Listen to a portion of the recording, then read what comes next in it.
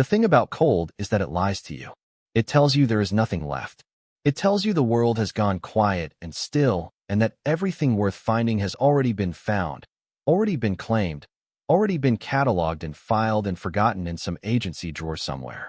Caleb Marsh had heard that lie for 11 years, and somewhere along the way he had almost believed it. By the end of this story, I'm also going to share something special with those of you who stick around to the end, something that can help you in your personal life. But first, let's get back to. He was 39 years old, and he worked alone, which was the way he preferred it. His territory was the northern backcountry of the Kaskowa Range, a federal wilderness corridor that stretched for 62 miles along the spine of the mountains between two states, neither of which had ever agreed on where exactly the border ran. The Park Service had a name for the zone, the Unassigned Corridor. The Rangers called it something shorter and less official. They called it the Quiet Place, and they meant it as a warning, not a compliment. Caleb had taken the posting 11 years ago when he was 28 and recently divorced, and so hollowed out by the particular grief of a marriage that had simply stopped working that he needed to go somewhere nobody would look for him. The Kaskowa backcountry suited that need precisely. His nearest colleague was 40 miles south at a station with heat and running water and a satellite phone that worked most of the time. Caleb's cabin had a wood stove, a hand pump well, and a radio that crackled when the weather turned. He had chosen all of this deliberately and had never once considered choosing differently. His ex-wife, Dana, had sent him a card 2 Christmases ago with a photograph of herself and a man he did not know standing in front of a house in Tucson with orange trees in the yard. She looked good. She looked warm. He had put the card on the shelf above the stove where it sat until a spark caught the edge of it in February and reduced it to a small curl of ash. And he had felt neither better nor worse about that than he had felt about anything else that winter. He had a daughter. Her name was Mara, and she was 14 now and lived with Dana in Tucson and called him on the second Sunday of every month with the careful regularity of a child who had been coached to maintain contact with the difficult parent. Their conversations lasted between 12 and 22 minutes. Caleb kept a notebook where he wrote down the things she mentioned so he would remember them for next time. Her science project. The name of her best friend, whose name had changed twice in 3 years. The book she was reading. The way she said she was fine with a slight upturn at the end that he had learned to interpret as the opposite of fine, but had no idea how to address across 1,100 miles of distance. He was not a man given to self-pity. He understood his life clearly and accepted its dimensions without complaint. He had made choices, and the choices had consequences, and the consequences were his to live with. What he had in place of the life he had not managed to hold on to was this: 62 miles of mountain wilderness that he knew the way some people know the rooms of their childhood homes, by feel and sound and smell, by the particular quality of light at different hours, by the way the wind changed behavior when it crossed a certain ridge. He knew where the elk sheltered in early November. He knew which creek crossings became impassable in snowmelt season and which remained safe even at peak runoff. He knew the difference between a sky that was building toward a serious storm and a sky that was only threatening. He had found things out there over the years. A camp left by climbers who had not survived their descent, the tent still standing, a pot still on the small stove, everything preserved by the cold as if the people had only stepped away for a moment. A cache of old survey equipment from the 1940s, rusted through but readable, the notes inside still legible in a hand so careful it seemed almost formal. A collapsed structure deep in the northeast sector that he had reported to the historical office and about which he had heard nothing since, which was the usual outcome of reporting things to the historical office. He had found graves, 2 of them, unmarked, in a clearing on the eastern slope where the trees thinned before the rock face took over. He had reported those 2, and they had sent a team eventually, and the team had determined the graves were old, probably late 19th century, and had taken some photographs and gone away. Caleb had built a small cairn at each site afterward, not because anyone had asked him to, but because it seemed like the right thing to do. He was not a sentimental man, but he believed in marking what deserved to be marked. The winter that changed everything began like every other winter in the Kaskowa backcountry. By early November, the first serious snow had come, covering the high trails and forcing him to switch from boot travel to skis on the upper circuits. He kept a maintenance schedule year-round, checking the trail markers, monitoring the sensor stations that tracked weather and wildlife movement, recording observations in the logs that went back to the 1970s in his station's archive, and that he had read through twice in their entirety over the years of his posting. The logs contained more useful information about this wilderness than any map he had ever seen. They were the accumulated knowledge of people who had paid attention, and he treated them with the respect that deserved. In the third week of November, he made his regular circuit of the northern sector, a 3-day route that took him up through the high country and back around through the valley system. It was hard going that year. An early ice storm had left a crust on the snow that broke unpredictably under the skis, and the temperature on the second morning was cold enough that he needed to keep moving or risk the kind of stillness that became dangerous. He had done this route in worse conditions. He kept moving. It was the second afternoon, about 4 hours before he needed to make camp, when he saw it. He had skied this route so many times that he processed most of it without conscious attention, the way a person drives a familiar road. So when something registered as wrong, his brain caught it before he understood what he had actually seen, and he stopped, and he looked back. The waterfall was not unusual in itself. There were dozens of seasonal falls in the northern sector, fed by snowmelt and groundwater, most of them frozen solid by this point in the year. This one was in a narrow slot canyon he passed on the second day of the circuit, a place where two ridges came together and squeezed the terrain into a channel barely 20 feet wide. The fall came down maybe 30 feet from a shelf above, and in winter it formed a column of blue-white ice that he had always found worth looking at for a moment before moving on. What he had never seen, in 11 years of passing this place, was what lay behind it. The ice column was not solid this year. A section had broken away somewhere high up, probably during the early ice storm, and the fracture had created a gap behind the main column, a dark space between the ice and the rock face that it had previously pressed tight against. The gap was perhaps 3 feet wide and ran from somewhere above his line of sight down to the floor of the slot canyon, which was buried under several feet of snow. He stood and looked at this gap for a moment. It was the kind of thing that passed easily if you were not paying attention, just a shadow in the ice, a trick of light at the end of a long cold day. But he was paying attention, because paying attention was the only thing he did reliably well, and what he saw in the shadow behind the ice column was not the rock face he expected. It was a door. He did not reach for it that afternoon.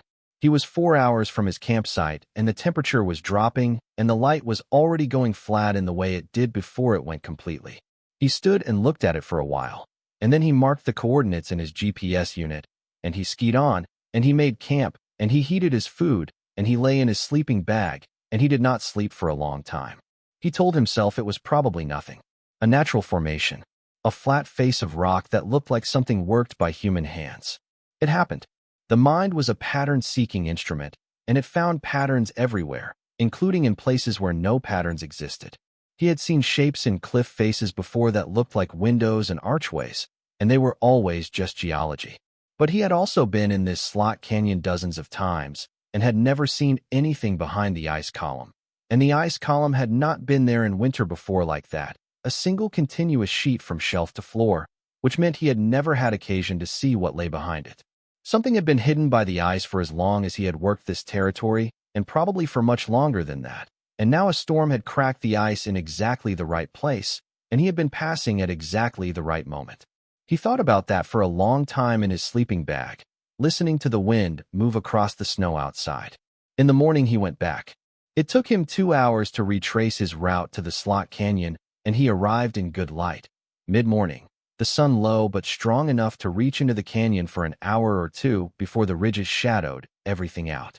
He moved carefully along the base of the ice column, testing the snow depth with his pole before each step.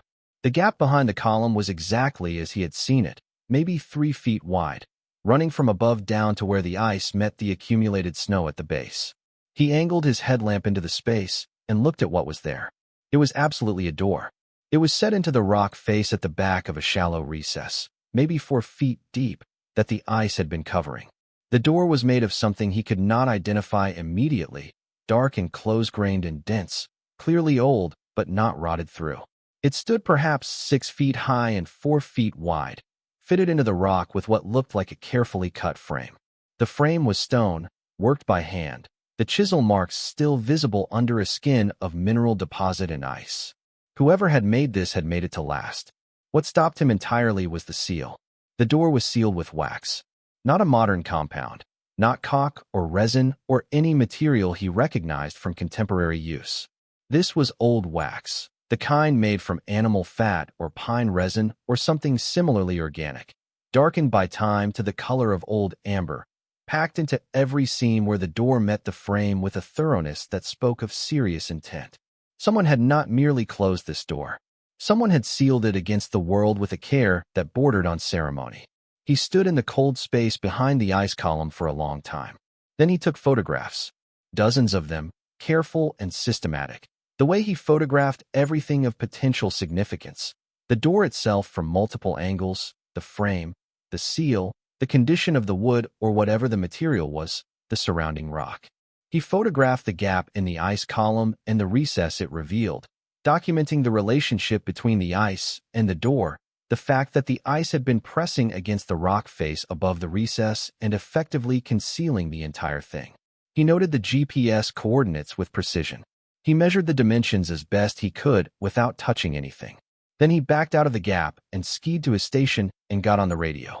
The call he made was to his supervisor, a man named Gerald Price who worked out of the district office 60 miles south, and whom Caleb had spoken to in person perhaps a dozen times over 11 years, always on his annual review visits.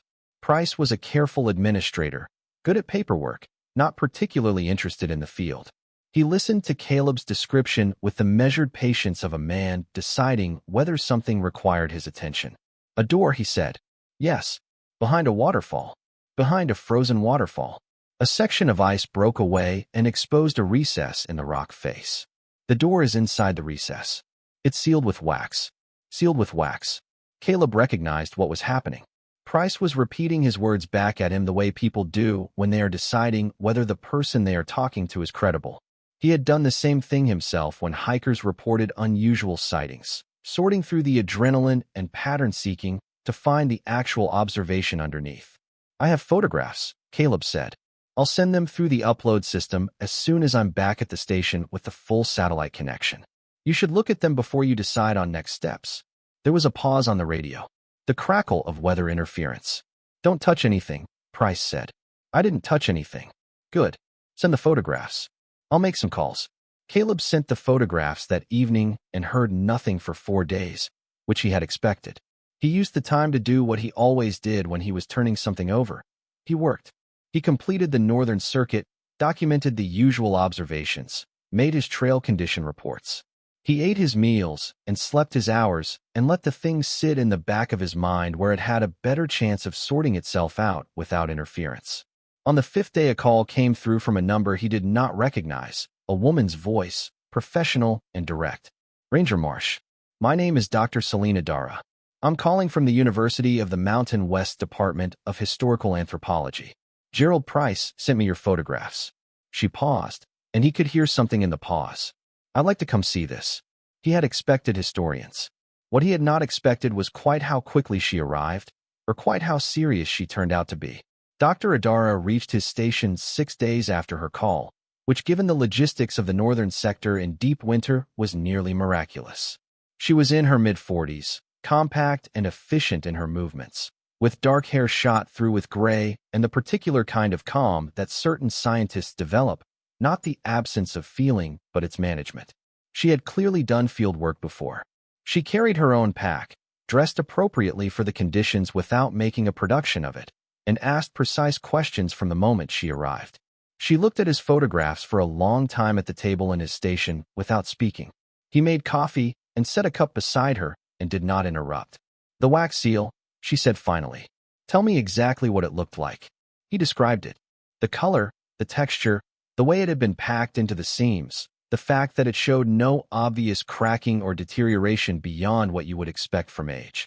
She listened with her hands flat on the table. No smell? She said. I didn't get close enough to say for certain. The gap behind the ice was narrow, and I was being careful about what I touched and where I breathed. She looked at him steadily for a moment. That was good judgment. He shrugged. It seemed like the kind of situation where good judgment was appropriate. She almost smiled. And then she returned her attention to the photographs and was serious again. They went out the following morning, The two of them on skis, Caleb leading the route he knew by heart. Dr. Adara was a competent skier, not expert, but sure-footed and steady.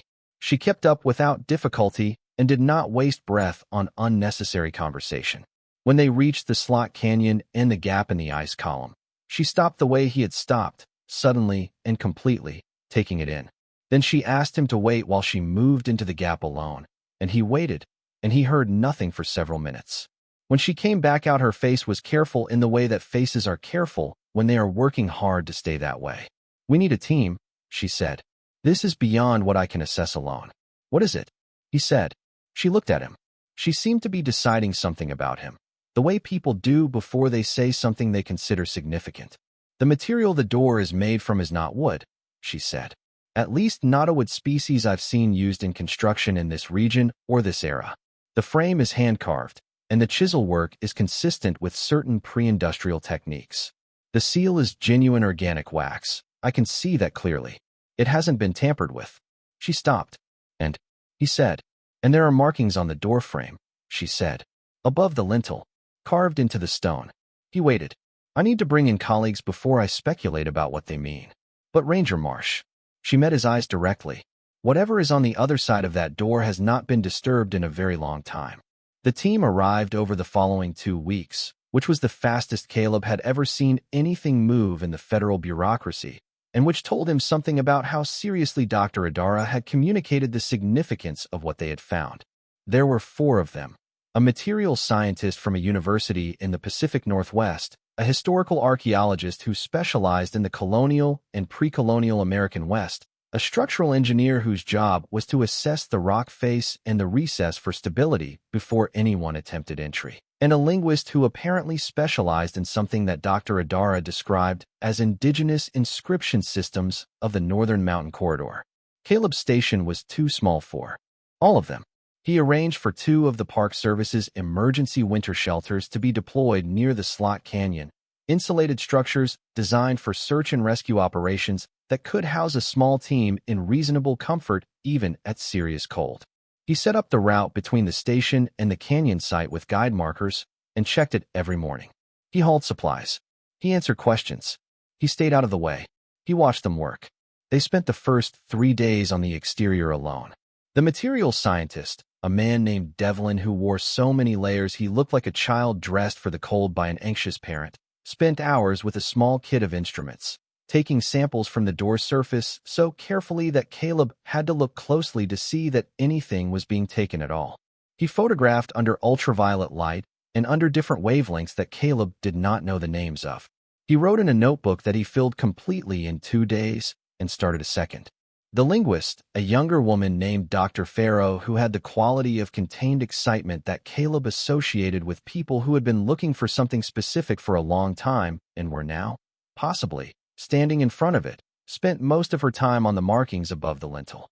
She set up a small lamp in the gap behind the ice column and worked in that frozen light with a mirror and a magnifying glass and a camera on a flexible arm, working with the same methodology he used in his own observations, systematically, without rushing, covering everything before concluding anything. The structural engineer, who was named Holt and was the oldest member of the team and the quietest, spent his time on the rock face rather than the door.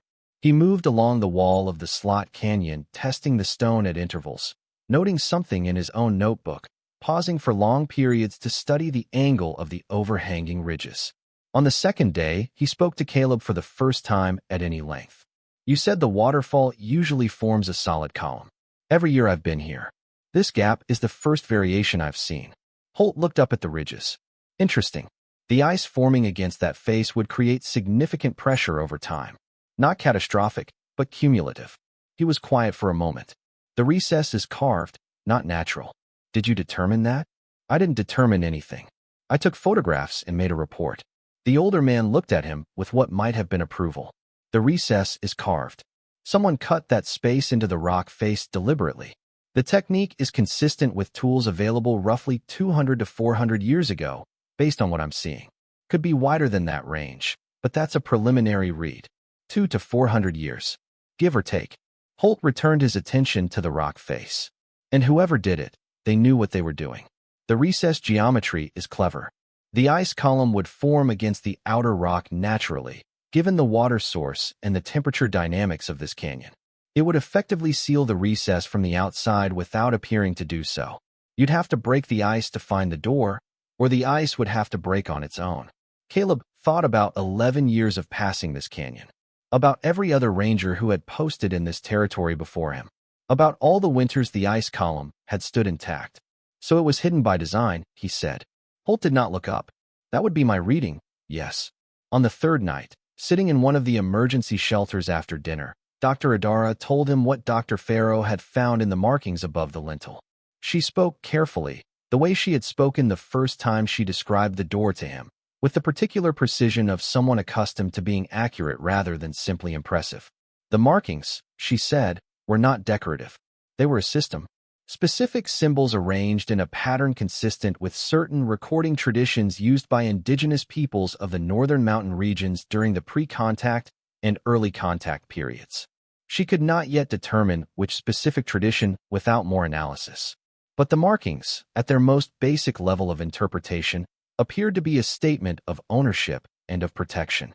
This place belongs to, she said, and then stopped, because the noun was not fully legible, the name or word obscured by mineral deposit.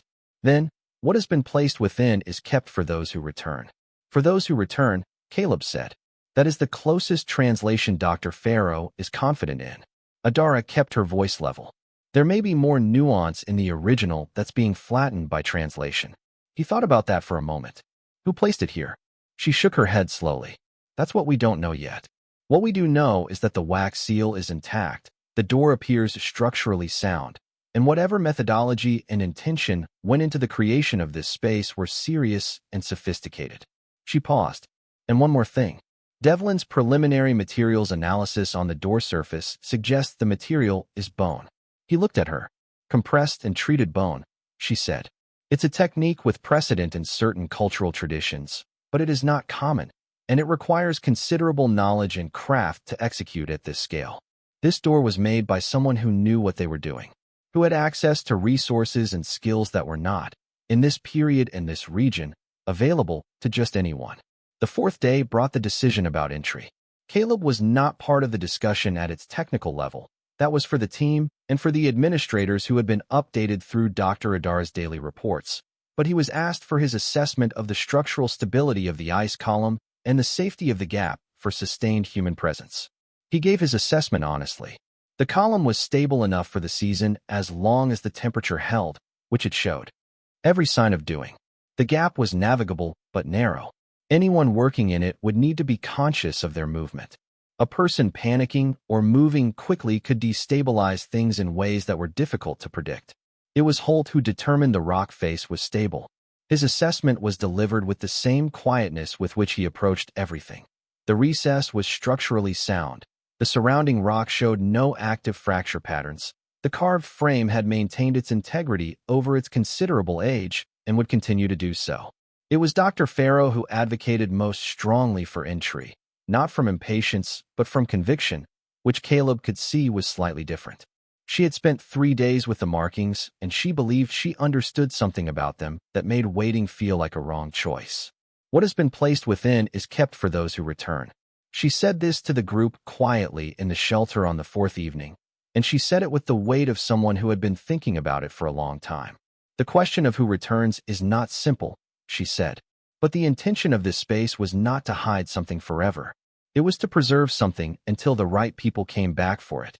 She looked around at the group, and then at Caleb, who was sitting against the far wall of the shelter with his coffee. We are here. We found it because the ice broke at the right time. I think that matters. Nobody said anything against this. Nobody had a strong argument for further delay. The entry was scheduled for the following morning. They went in at 7 a.m. The light was good, which in late November in the northern backcountry meant adequate rather than generous. But Dr. Adara had brought portable lighting, and the gap was strung with a careful arrangement of LED strips that made the recess almost bright by the time they were ready. Caleb stood outside the gap and monitored conditions. His job was not to be in the room. His job was to know what was happening around it. He heard them working. The low murmur of technical communication, specific and calm. He heard the sound of instruments he could not identify. He heard Dr. Farrow's voice, and then silence, and then Dr. Farrow's voice again. It was 38 minutes before Dr. Adara came back out through the gap. She stood in the cold of the slot canyon, and she looked at Caleb, and she looked the way he had suspected she would look, the way people look when something they have spent their professional lives preparing for actually happens. Not triumphant. Something quieter than that. She said, "I think you need to come in." He had not expected to be asked. He hesitated. "You found it," she said simply. "You should see it." He followed her through the gap and into the recess. The door was open. It had been opened carefully, the wax seal broken with instruments and documented at every stage, the door itself swinging inward on hinges that had, impossibly, retained enough mobility to function, aided by a careful application of something from Devlin's kit. The opening revealed a passage, not a room, a corridor cut into the rock that extended further than the portable lighting fully reached, perhaps 20 feet visible before the darkness took over. The team was inside. They were standing very still, which he recognized as the behavior of people who have understood that they are in the presence of something that requires stillness. Caleb stepped through the door. The cold changed. Outside it had been the dry, empty cold of open winter air. Inside the passage it was something different, dense and still, and smelling of time in a way that he could not describe more precisely than that. The smell of air that had been enclosed for a very long time. Not rot, not decay, something more like absence. The walls of the passage were carved stone. The carving was not rough. It was deliberate and fine, continuing the technique he had seen in the door frame, covering both walls from floor to ceiling in markings that Dr. Farrow was photographing with systematic slowness, working section by section, not rushing. Caleb looked at the markings without understanding them and felt the weight of them anyway, the weight of information he did not have access to, but could sense the presence of the way you can sense the weight of water in clouds before rain. The passage ended in a chamber. The chamber was perhaps 20 feet across and 12 feet high, its ceiling following the natural arch of the rock formation above, assisted in places by what appeared to be careful shoring with timbers that had long since gone dark and dense with age, but remained, improbably, standing. The floor was flat, deliberately leveled. Against the far wall were shelves, carved from the rock itself, running from floor to ceiling. The shelves were not empty. Caleb stood in the entrance to the chamber and looked at what was on the shelves, and he did not speak for a long time, and neither did anyone else. The objects were wrapped, many of them in materials so old that the wrapping had become part of the object itself, shrunk and darkened and adhered. Others in what he could see was treated hide, still supple after what every instinct and the context of the space was telling him was an extraordinary span of time.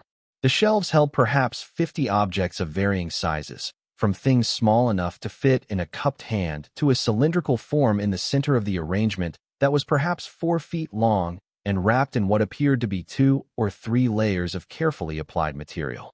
There were also containers of clay, sealed with the same wax as the door, arranged on the lower shelves with a precision that was clearly intentional. And behind the clay containers, set back on the deepest shelf as if placed last or placed most deliberately, something that caught the portable light in a way that the surrounding objects did not, that gave back the light differently, with a warmth and depth that Caleb recognized before he understood what he was recognizing. He had grown up in a house where his grandmother kept certain things in a cabinet in the hallway, things she had brought from her family's history, things she said were not to be touched, but were to be looked at and understood as evidence of what had come before. He had spent his adult life in wilderness, where the evidence of what had come before was everywhere if you knew how to see it. He had found things in 11 years in this backcountry, human things left by human hands in places that then swallowed the humans and kept the things. He understood, standing in the entrance to that chamber with the smell of enclosed centuries around him, that he was looking at the most significant cache of preserved material he would ever see in his life, and that whatever was in those wrapped bundles and sealed clay containers and on the deep shelf behind everything else had been placed here not to be hidden from the world, but to be kept for it, kept until the people who were owed this could come back for it. What has been placed within is kept for those who return. Dr. Farrow was at his shoulder. He had not heard her move. The markings in the passage, she said quietly. I have enough now to be more specific. This is a Kaskowa tradition. Before we find out what happened next in the story, I want to take a brief moment to speak directly to anyone watching who might be going through their own sudden, overwhelming transition. If you are navigating a bitter divorce, the loss of a spouse, or a financial shock, you know the hardest part isn't just the money. It's not knowing what to do first. That is exactly why we created the Phoenix Blueprint. It is a practical, step-by-step guide for starting over. It doesn't have fluffy affirmations or vision boards. It is a tactical survival manual. It gives you the exact checklist for the first 48 hours, including the one rule you must follow. Do not make any decision you cannot reverse. It includes the Found Money worksheet, showing you exactly how to check state databases because 1 in 7 Americans actually has unclaimed money waiting for them right now. It even gives you word-for-word boundary scripts to use when family members pressure you for money or try to make decisions for you. You can get the entire guide right now for just $17. If you're watching on your TV, just pull out your phone, open your camera, and scan the QR code on the screen right now. If you're on a computer or phone, click the top link in the description. You don't have to figure this out alone. Now, let's get back to the story. She used the word with the care it deserved, the indigenous name for the people who had inhabited this mountain range for a span of time that the historical record had barely touched. There is a clan reference I cannot fully read yet, but the preservation statement is clear. What does it say? Caleb said. She was quiet for a moment. Then, we return what was taken. We keep what remains. When you come back for what is yours, you will find it here. He stood with that in the cold, still air of the chamber. The portable lights hummed. The team moved carefully, not touching, only documenting. The way all of them understood was the only right approach to a moment like this one. He thought about 11 years of passing a frozen waterfall that had been keeping this secret. He thought about an ice storm in early November that had broken the column in exactly the right place. He thought about the particular quality of attention he had learned in this wilderness, the habit of seeing what was actually in front of him rather than what he expected to be there, and how that one habit had led him into this slot canyon on a cold afternoon at the end of a long day to look back at something that had almost registered as wrong. Outside, 62 miles of backcountry waited in the winter silence. The wind moved across the snow. The light was beginning to change. The afternoon was going. In here, everything was still.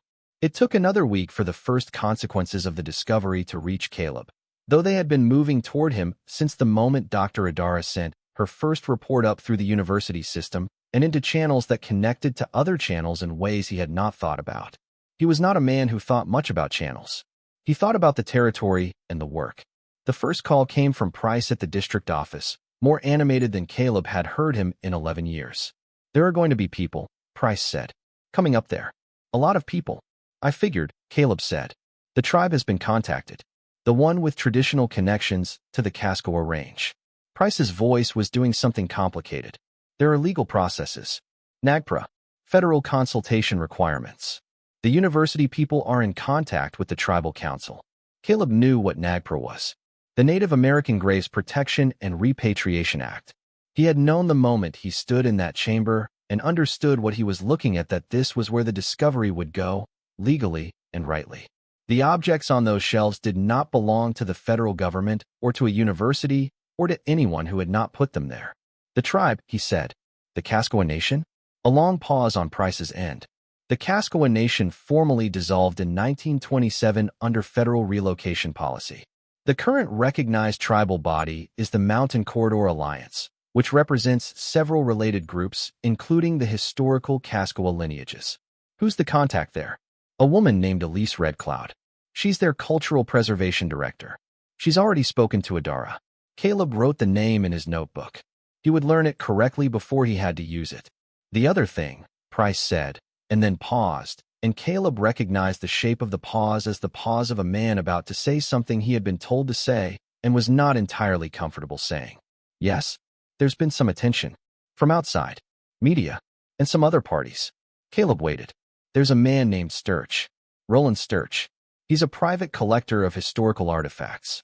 He's apparently been monitoring academic publication channels and saw something come through preliminary, a notification that Adara's team filed, which she shouldn't have, but apparently the university's database system is not as secure as it should be. Sturch has contacted the district office to express interest in the contents of the find. Caleb was quiet for a moment. He can express all the interest he wants. What's in that chamber is not available for private collection. That is the position of the agency. Yes. Price's voice was careful, but Sturch is well connected. He has legal resources, and he will likely attempt to find a vector of approach. I'm telling you because you're the point person on the ground, and you should know the landscape. The landscape, Caleb said, is covered in snow and accessible only by ski. I'll keep that in mind. After the call, he sat for a while at his station table, looking at nothing in particular. Then he got up and checked the weather instruments and reviewed his morning observations and did his log entries for the day and made dinner and ate it. He thought about what Dr. Farrow had. Read from the passage walls. We return what was taken. We keep what remains. When you come back for what is yours, you will find it here. Someone had put those words into stone 200 to 400 years ago, possibly longer, with tools that required skill and knowledge and care. They had sealed a chamber against centuries. They had trusted the mountain to keep the trust on their behalf. He thought about what kind of faith that required. The faith that the mountain would not give it up too soon. That the ice would hold. That the right people would come back. He thought about a 14-year-old girl in Tucson who called him on the second Sunday of every month. About a card reduced to ash on his woodstove shelf. About all the ways a person could be present in a place without fully being there. And all the ways a place could be more than a location. Could be a kind of answer to a question you had not known you were asking. He got out his notebook and wrote. In the careful hand he had developed over years of field documentation. The chamber was made to be found by the people it was made for. Not sooner. Not by anyone else. The mountain held it until the right time. He looked at what he had written for a moment. Then he wrote one more line underneath it. I was just the one who noticed the ice had moved. He closed the notebook. Outside, the temperature was dropping in the way it dropped before a serious storm, steadily and with intention. He stoked the wood stove and checked the radio and turned off the main light and lay down on his bunk in the dark. The Kaskowa backcountry was quiet around him, 62 miles of winter wilderness keeping its old secrets, and, tonight, this one new enormous one, until the people who were owed it could come and take it back. He slept. Elise Red Cloud arrived on a Wednesday in the first week of December, 2 days ahead of the schedule she had communicated through Dr. Adara, which told Caleb something about her before he had spoken a word to her. People who arrive early to difficult places are either anxious or serious, and he could tell from the way she came up the trail on skis with her pack riding high and her pace unhurried that she was not anxious. She was 51 years old. He would learn later, though she moved without any of the careful economy of someone conserving themselves against age. She had dark hair cut short and practical, and her face in the cold air was composed in a way that suggested she had been preparing for this moment for a long time, possibly her entire career, and had decided somewhere along the way that the preparation itself was sufficient and that what she found when she arrived would be what it was. She carried a canvas bag in addition to her pack, old and worn soft, the kind of bag that has been carried so many times it has become part of the person. She shook his hand at the station door and looked at him directly and said, "Thank you for not touching anything." He had been thanked for this before, by Dr. Adara, by the team. But the way Elise Red Cloud said it was different. She was not thanking him for correct professional procedure. She was thanking him for something more personal than that. He made coffee. She sat across from him at the small table and looked at the photographs he had printed, the ones he had taken himself that first afternoon before anyone else arrived, before the team and their equipment and their methodology. She looked at them one at a time, and she did not speak. When she reached the photographs of the chamber, she put both hands flat on the table and held very still for a moment, and Caleb looked away, out the window at the snow, because some moments are not meant to be witnessed directly. Then she said, quietly, and without looking up, "My grandmother told me about this place." Not in so many words. She did not know where it was, but she knew it existed. He waited. She looked up. Her eyes were steady and dry. She had had her private moment, and it was finished. There are stories in our tradition about a keeping place. A place in the northern mountains where certain things were sealed away during the removal period, when our people were being relocated to the reservation lands in the south. Not buried, she said. Kept. The word matters. It was not a burial. It was a storage against return. He thought about what Dr. Farrow had translated from the passage walls. When you come back for what is yours, you will find it here. Your people were relocated, he said. In the late 19th century, the formal removal was 1887 to 1891, but the pressures began earlier and the population movement was not clean or finished on any particular date. People left the Kaskowa Range over a period of decades, pushed by policy and by violence, and by the simple mathematics of what happens when a group of people has no legal standing in the eyes of the government that controls the land they have lived on for centuries. She said this without bitterness in the way that people who have carried a fact for a long time eventually learn to say it, plainly and without drama, because the drama does not add anything to the truth. So the chamber, Caleb said, was sealed before the last people left. She nodded slowly. My grandmother said there was a clan responsible for this, a family lineage whose purpose was preservation. She called them the keepers, though that is a loose translation of a term that carries more weight in the original language. The keepers were the ones who knew where things were held, what was held there, and the conditions of return. And the conditions of return, he said. She looked at him. That is what I have come to understand. She spent the rest of that first day at the station reviewing the team's documentation. Dr. Adara had sent her everything: the photographic record, Devlin's materials analysis, Holt's structural assessment, Dr. Farrow's translations of the passage inscriptions. Elise, Red Cloud read through all of it with the same methodical attention she had given his photographs, one document at a time, taking occasional notes in a small book she carried in the breast pocket of her jacket. That evening, Caleb cooked the meal he always cooked for the first night of any extended field operation, which was a simple stew of whatever he had on hand, hearty and without pretension, and she ate it without comment, which he interpreted as approval. They talked about the logistics of access through the winter, about the structural engineer's assessment, about the order of operations the team was proposing for the documentation and eventual opening of the sealed containers. She asked about the wax. He described it to her as he had described it to Dr. Adara. She listened, and then she said, pine resin over a tallow base. That is the traditional formula. The ratio is specific. It was knowledge held within the keeper lineage. You know the formula. She looked at him steadily. I am the keeper lineage. 3 generations removed, and the knowledge was nearly lost during the relocation period and its aftermath. But my grandmother held it, and she gave it to my mother, and my mother gave it to me. She paused. I spent 20 years working in cultural preservation without knowing whether there was anything left to preserve in this specific sense. The keeping place was a story. A very serious story, one I believed, but a story with no confirmed physical referent. Until now, Caleb said. Until now. He thought about that. The weight of a story held for 3 generations without proof of what it described. The faith required to carry that kind of knowledge forward through a century of institutional erasure. Your grandmother, he said. She was alive during the removal period? She was born in 1901, 10 years after the formal removal was complete. But she grew up with people who had been part of it, who had direct knowledge. The keeper tradition was oral, passed specifically to one person in each generation. My grandmother was chosen by her grandmother, who had been there, who had helped seal the chamber. Caleb thought about the chisel marks in the doorframe, about the hands that had packed wax into the seams with such thoroughness. She helped seal it, he said. She was 17, Elise said. She was one of the last people to leave the Kaskowa Range.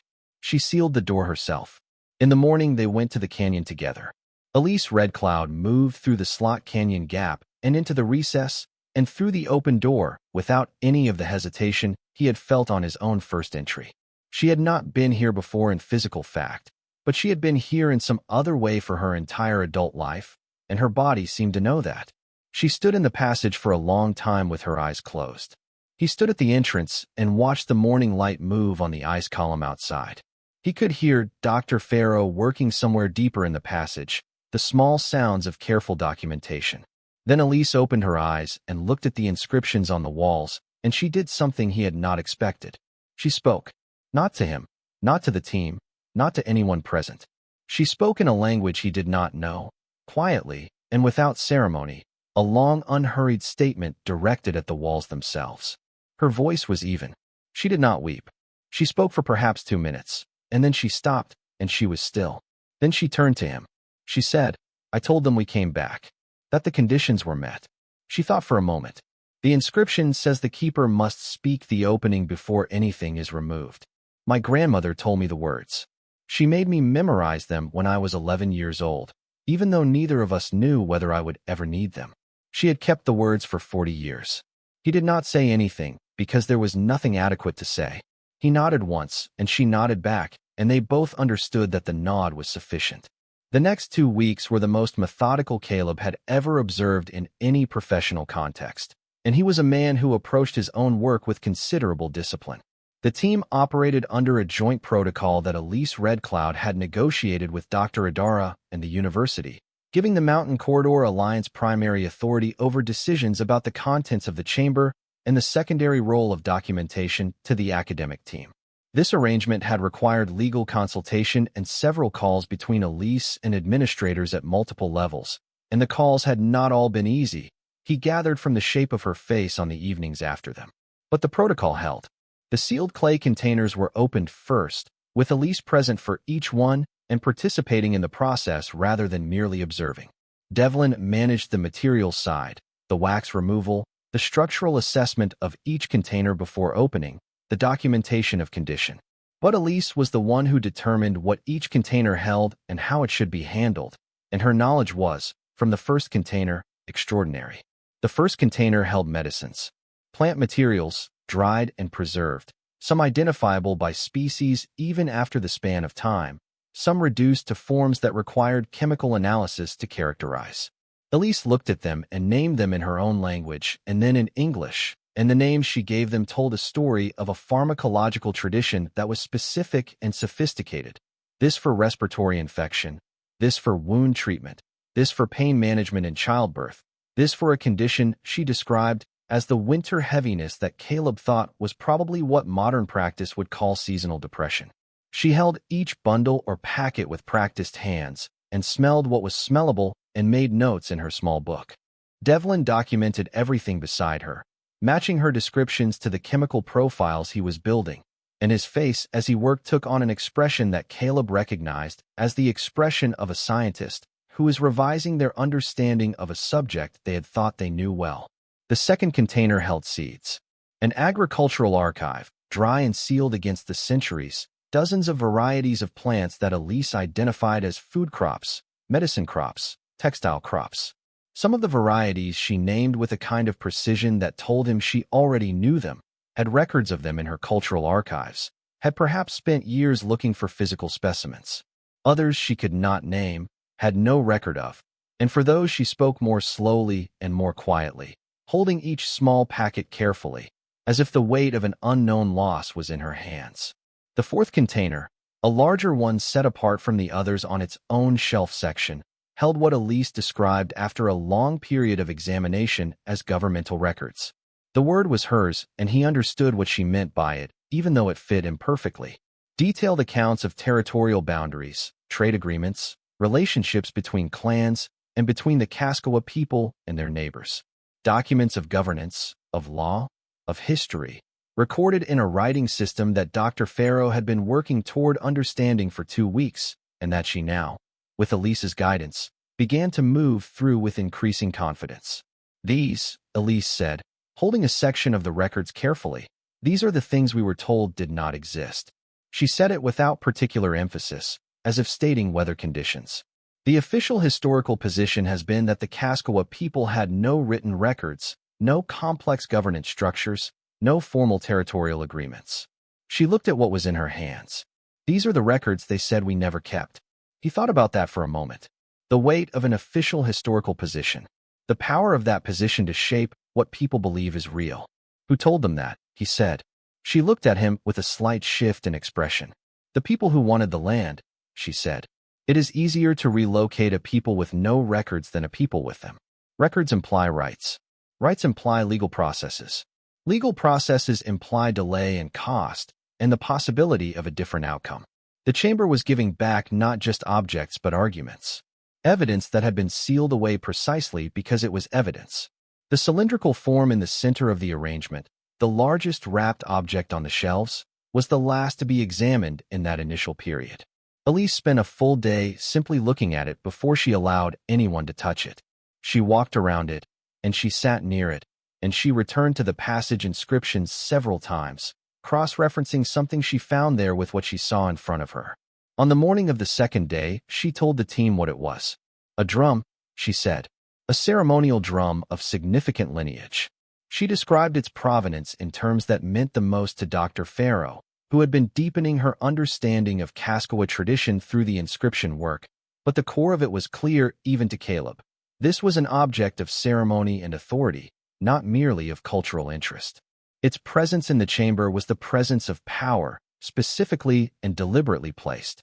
When they unwrapped it, working slowly and with complete attention, Elise directing every movement, what emerged was intact. A drum of worked hide over a frame of what Holt identified as willow, decorated with markings in pigment that had been sealed under a thin application of the same wax compound as the door, preserving the color against the centuries. The markings matched those in the passage. The same hand, or hands trained in the same tradition, had made the inscriptions on the walls and the decoration on this drum. Elise put her palm flat against the drum's surface, very lightly, without pressing. She did not speak. The team was still. Caleb, standing at the edge of the chamber, felt something he could not name exactly, something in the quality of the silence that was different from the silence of the backcountry at night, different from the silence of his station when the radio was off and the wind was low. It was a silence with presence in it, the presence of everything that had been held here for so long, waiting. Then Elise lifted her hand from the drum, and she looked at the team, and she said, "We will need to discuss transportation and storage. I want to speak with the tribal council before anything leaves this space." The discussion about Roland Sturch began that same evening. Dr. Adara brought it up at dinner in the main shelter, choosing the moment with the care of someone who had been holding it back until the right time. Sturch had made contact again, this time not through the district office but through the university's legal department, with a formal letter of inquiry about the contents of the find and their disposition. His letter referenced obscure provisions in several federal statutes concerning archaeological discoveries on federal land, provisions that had been used in a small number of previous cases to argue that objects of commercial value, as distinct from objects of cultural or historical significance, might be subject to different treatment under law. Elise read the letter summary that Adara had printed. She read it twice. Then she set it down on the table between the dinner plates, and she looked at it for a moment. "What is his specific claim?" she said. Adara said, "He's arguing that certain items in the chamber, specifically items he characterizes as of precious material or commercial manufacture, fall outside the scope of repatriation law as it applies to sacred objects and human remains, and that as a discoverer's rights claimant, he has legal standing to seek title to those items." Caleb looked up. "Discoverer's rights. I found the door." That's precisely what his letter notes. He's claiming you assigned your discoverer's rights to the federal agency through your employment agreement, and that the agency's decision not to assert commercial claim to certain items creates an opening for third-party assertion. He looked at Adara steadily. "I don't have discoverer's rights. I'm a federal employee working in a federal wilderness. Any finding I make in the performance of my duties belongs to the agency and is subject to existing law." Yes, Adara's voice was careful. But Sturch is employing lawyers who specialize in finding the spaces between existing law and established practice. The letter is not a claim he will win. It is a claim designed to create delay and legal complexity and to establish a presence in the proceedings that he can use to negotiate access. "What does he want?" Caleb said. Elise answered before Adara could. "He wants to buy something. Or he wants to be in the room when decisions are made so that he can position himself to buy something later." She was calm. "I have dealt with men like Roland Sturch before. They understand the value of what we have recovered, and they would like a portion of that value to flow to them. They use legal instruments the way some people use crowbars. Is there anything in the chamber that could be characterized as commercially valuable in the terms his letter describes?" Caleb said. Adara looked at him for a moment. "There are objects on the lower shelves, in the back section, that we have not yet fully cataloged. Devlin has done preliminary assessment. Some of them are metalwork, gold and silver, worked to a high degree of craft, not manufactured in any European sense, but of considerable material value by any standard." He had noticed the quality of light from the deep shelf on that first entry. He had understood what it was then and had not pursued the thought, because the thought had seemed premature. Now it was evidently relevant. "What is their cultural significance?" he said. in the context of the keeper tradition. Elise looked at him with an expression he was beginning to recognize, a slight recalibration, as if she was adjusting her understanding of who she was talking to. "They are offering pieces," she said. "When our people conducted significant agreements or negotiations, offerings were made. Objects of material value that represented the seriousness of the commitment. These objects were not currency. They were not decorative. They were, in the terms of our governance tradition, documents. Evidence of agreements made." She paused. "Their cultural significance is not incidental to their material composition. It is inseparable from it." Adara nodded. "That is the argument that will be made under NAGPR provisions if Sturch pursues his claim legally. Objects whose cultural function is governmental or ceremonial are not subject to commercial disposition. But the argument has to be made, and it has to be made persuasively, and that takes time during which Sturch will continue to apply pressure." That night Caleb lay on his bunk and thought about Roland Sturch without having met him.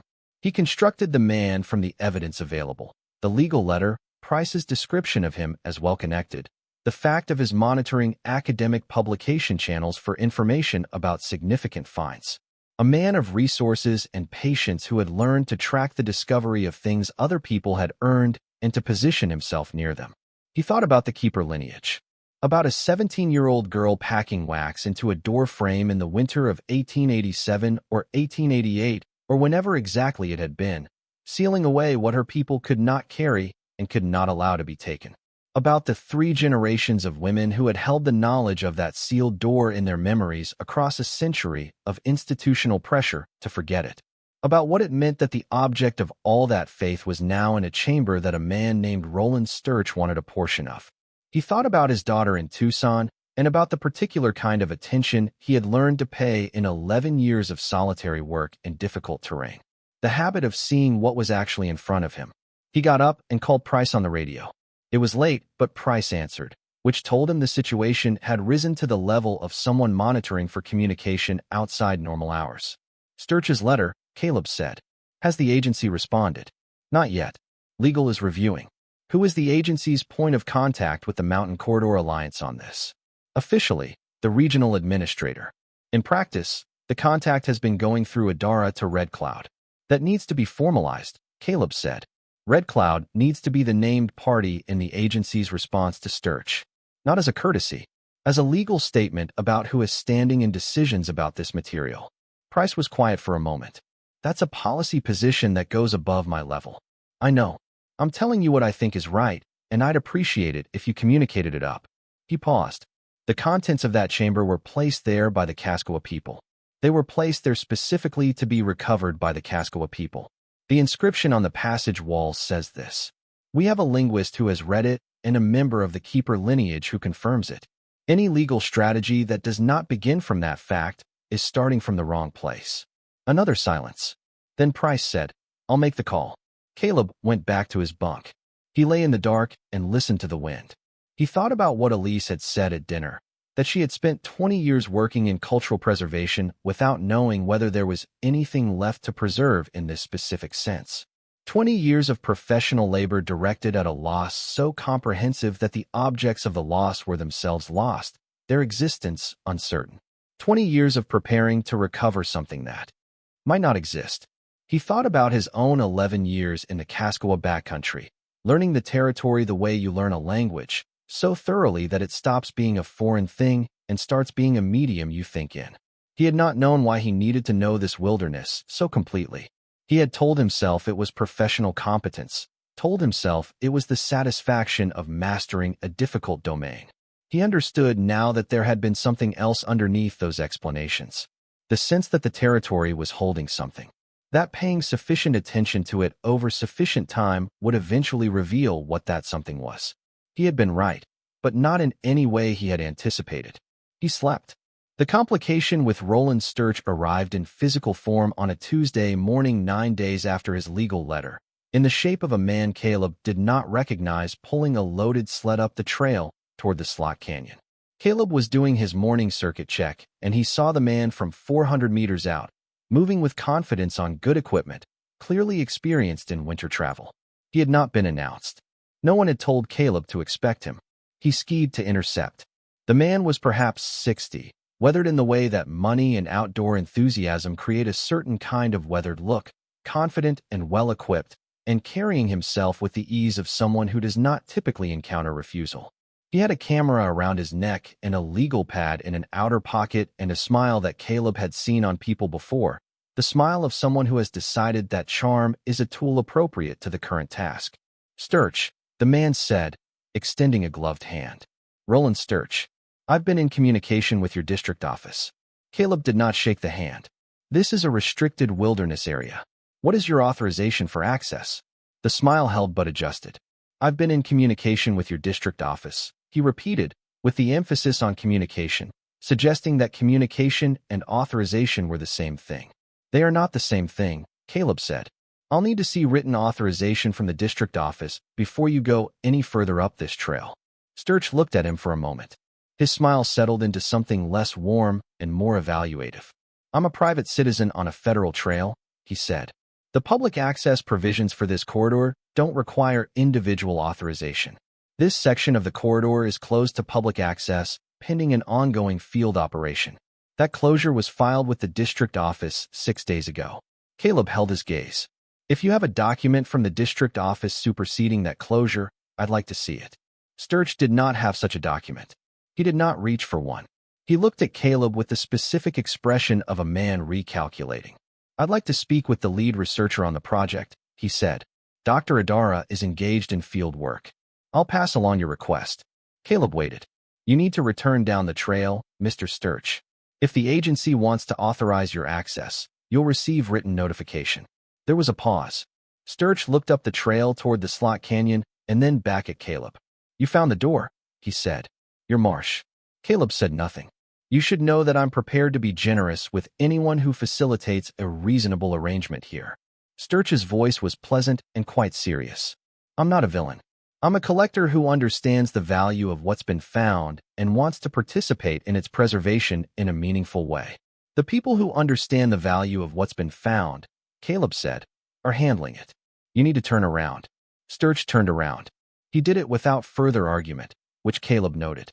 A man who accepts a setback cleanly has more plans than the one that just failed. He radioed the district office to document the contact and to confirm that the trail closure was in the system. It was. He then called Adara in the canyon and gave her a summary of the encounter, and he called Elise in the station where she was working through a section of the governmental records with Dr. Farrow. Elise listened without interruption and then said, "What did he look like?" He described Sturch. She was quiet for a moment. "There was a man who made contact with our tribal administrator 2 months ago," she said. "He presented himself as a donor interested in cultural preservation. His name was different, but the description is consistent." She paused. "He was gathering information about what we knew. About the keeper tradition. About whether we had any records of a physical preservation site in the Kaskowa Range." Caleb thought about that. Sturch had been tracking not just academic publication channels, but the tribal council. He had been building a picture of the discovery from multiple directions before it was publicly known. "He's been preparing for this for a while," Caleb said. "People like him spend their lives preparing for discoveries like this," Elise said. "They have networks. Researchers, informants, people inside institutions who share information for reasons of their own." She was calm about it. "This is not new. It is old. It is the same pattern we have been dealing with since contact. The pattern being," he said, "someone finds something that belongs to us. Before we can reach it, someone else arrives with a claim. Sometimes legal, sometimes not. Always constructed to delay and complicate." She paused. "The drum and the governmental records and the medicine knowledge and the seeds, those he has no legal avenue for. But the metalwork, the offering pieces, those are where he sees an opening. Because they have commercial value measurable in a way the other objects don't. Because they can be separated from their cultural context by someone with enough legal creativity." She said cultural context with a precision that made him hear the two words differently than he had before. As if context were not a surrounding circumstance, but the thing itself, the meaning that made objects what they were. He thought about what she had said about the offering pieces, that they were documents, evidence of agreements made, that their material value and their cultural function were not separable. He thought about what it would mean to remove them from that context, to put them in a collector's cabinet as objects of precious material and fine craft, stripped of what they actually were. Not theft exactly, by whatever legal argument Sturch was constructing, but a kind of erasure. The same erasure the official historical record had been performing for a century by insisting the Kaskowa people had no written records, no complex governance, no history of the kind that creates rights. He went back to his station and he wrote in his log a detailed account of the Sturch encounter, every word he could recall, the time and location, and the precise content of the exchange. Then he wrote a supplementary observation, separate from the official log, in his own notebook. The chamber was sealed because the people who created it understood that what was inside would be taken if it were not hidden. They chose a hiding place that required specific knowledge to find. The knowledge of this particular waterfall, this particular slot canyon, this particular pattern of ice formation. They chose it, and they documented the conditions of return, not to be cryptic, but to be precise. The right people needed to recognize what they were looking at. He stopped and looked at what he had written. The right people, he wrote. That phrase has been bothering me since Farrow first translated it. It sounds like mysticism. It is not mysticism. It is a practical standard. The right people are the ones who understand what they are looking at, who know what the objects are, not just what they are made of, who can read the conditions of return and meet them. He wrote one more thing. Sturch cannot meet those conditions. He could acquire the objects. He could not understand them. He closed the notebook. He thought about Mara and Tucson, about the careful 15-minute calls, about the science project and the best friend's changing name. He thought about what it meant to be the right person for something, whether rightness was a quality you possessed or one you grew into through a specific kind of attention paid over a long enough time. He was not sure, but he thought that the difference between Sturch and Elise Red Cloud was not primarily a legal difference. It was a difference of understanding. One of them knew what was in that chamber. The other knew what it was worth. Those were not the same kind of knowing. The formal legal response to Sturch's claim arrived from the agency's regional solicitor 14 days after his letter. Caleb was copied on it because he was the point person on the ground, and he read it carefully. It was good work. It cited NAGPRA provisions with specificity, addressed the cultural function of the offering pieces directly, and named the Mountain Corridor Alliance as the primary legal party with respect to all contents of the chamber. It closed every door Sturch's letter had tried to open. The response had been drafted with input from Elise's legal advisor at the Alliance, a woman named Patricia Hale, who had spent 30 years doing tribal sovereignty cases and who had, according to Elise, seen every version of the Sturch Gambit before and had a specific countermeasure for each one. Sturch's lawyers responded within a week with a narrowed claim, dropping the broader arguments and focusing entirely on one specific provision of one specific statute. Patricia Hale's response to that was delivered within 48 hours and was, in Caleb's reading, definitive. It closed the remaining door with a citation so precisely targeted that it was clearly written by someone who had anticipated exactly this narrowed move. Sturch did not respond again through legal channels. He did not disappear. He gave an interview to a publication that covered the high-end antiquities market in which he described the Kaskowa discovery as an example of bureaucratic overreach, preventing appropriate private stewardship of important cultural material. The interview was widely shared in certain circles and ignored entirely in others. Elise read the interview. She said, "He will try again in a different form. Men like this do not accept a single refusal." She said it without particular concern, as a weather observation. "We will be ready." The question of what the chamber's contents meant for the Mountain Corridor Alliance beyond the legal victory went unanswered for several weeks, while the documentation work continued, and the tribal council held consultations that Caleb was not part of and did not seek to be part of. Elise kept him informed in the way she kept him informed about everything, directly and without editorializing, giving him the facts and trusting him to understand their weight. The governmental records, Dr. Farrow had determined after weeks of work in collaboration with Elise, contained documentation of territorial agreements that predated the 1887 removal. Agreements between the Kaskowa people and representatives of the federal government that had never been entered into the official record. Agreements that, if legally recognized, had implications for land rights in the Kaskowa Range that extended well beyond the wilderness corridor. "This is the discovery inside the discovery," Elise told him one evening in the station, speaking with a careful precision that told him she had been working toward this articulation for some time. "Everyone outside will focus on the objects. The drum. The medicine knowledge. The offering pieces. Those are the visible things. The things that photograph well and make good descriptions. She looked at him. But these records are the thing that actually changes our legal position. If they are authenticated and recognized, they represent evidence of federal commitments that were made and not honored. Agreements that were sealed away rather than destroyed because the people who kept them understood they might one day be able to use them. He sat with that. The chamber had been sealed not only to preserve objects, but to preserve arguments. Evidence against a historical record constructed to deny certain rights by denying certain facts. The keepers had understood this. They had sealed documents alongside drums and medicine alongside seeds because all of it was the same kind of thing. Knowledge that could be taken away from you by people with the power to redefine what had happened. Do you think the council will pursue the land rights question? He said. She looked at him for a long moment. The council has been pursuing that question since 1891. Now we have new evidence. What we do with evidence is use it. She paused. Carefully. Strategically. With the understanding that the people who will oppose us have more resources and have been in their positions longer. She looked out the window at the snow. But yes, we will pursue it. He thought about the 17-year-old who had packed wax into the door frame. About the faith required to believe that the records you were sealing away would one day serve their purpose. About the patience of that faith across 130 years. We return what was taken, he said.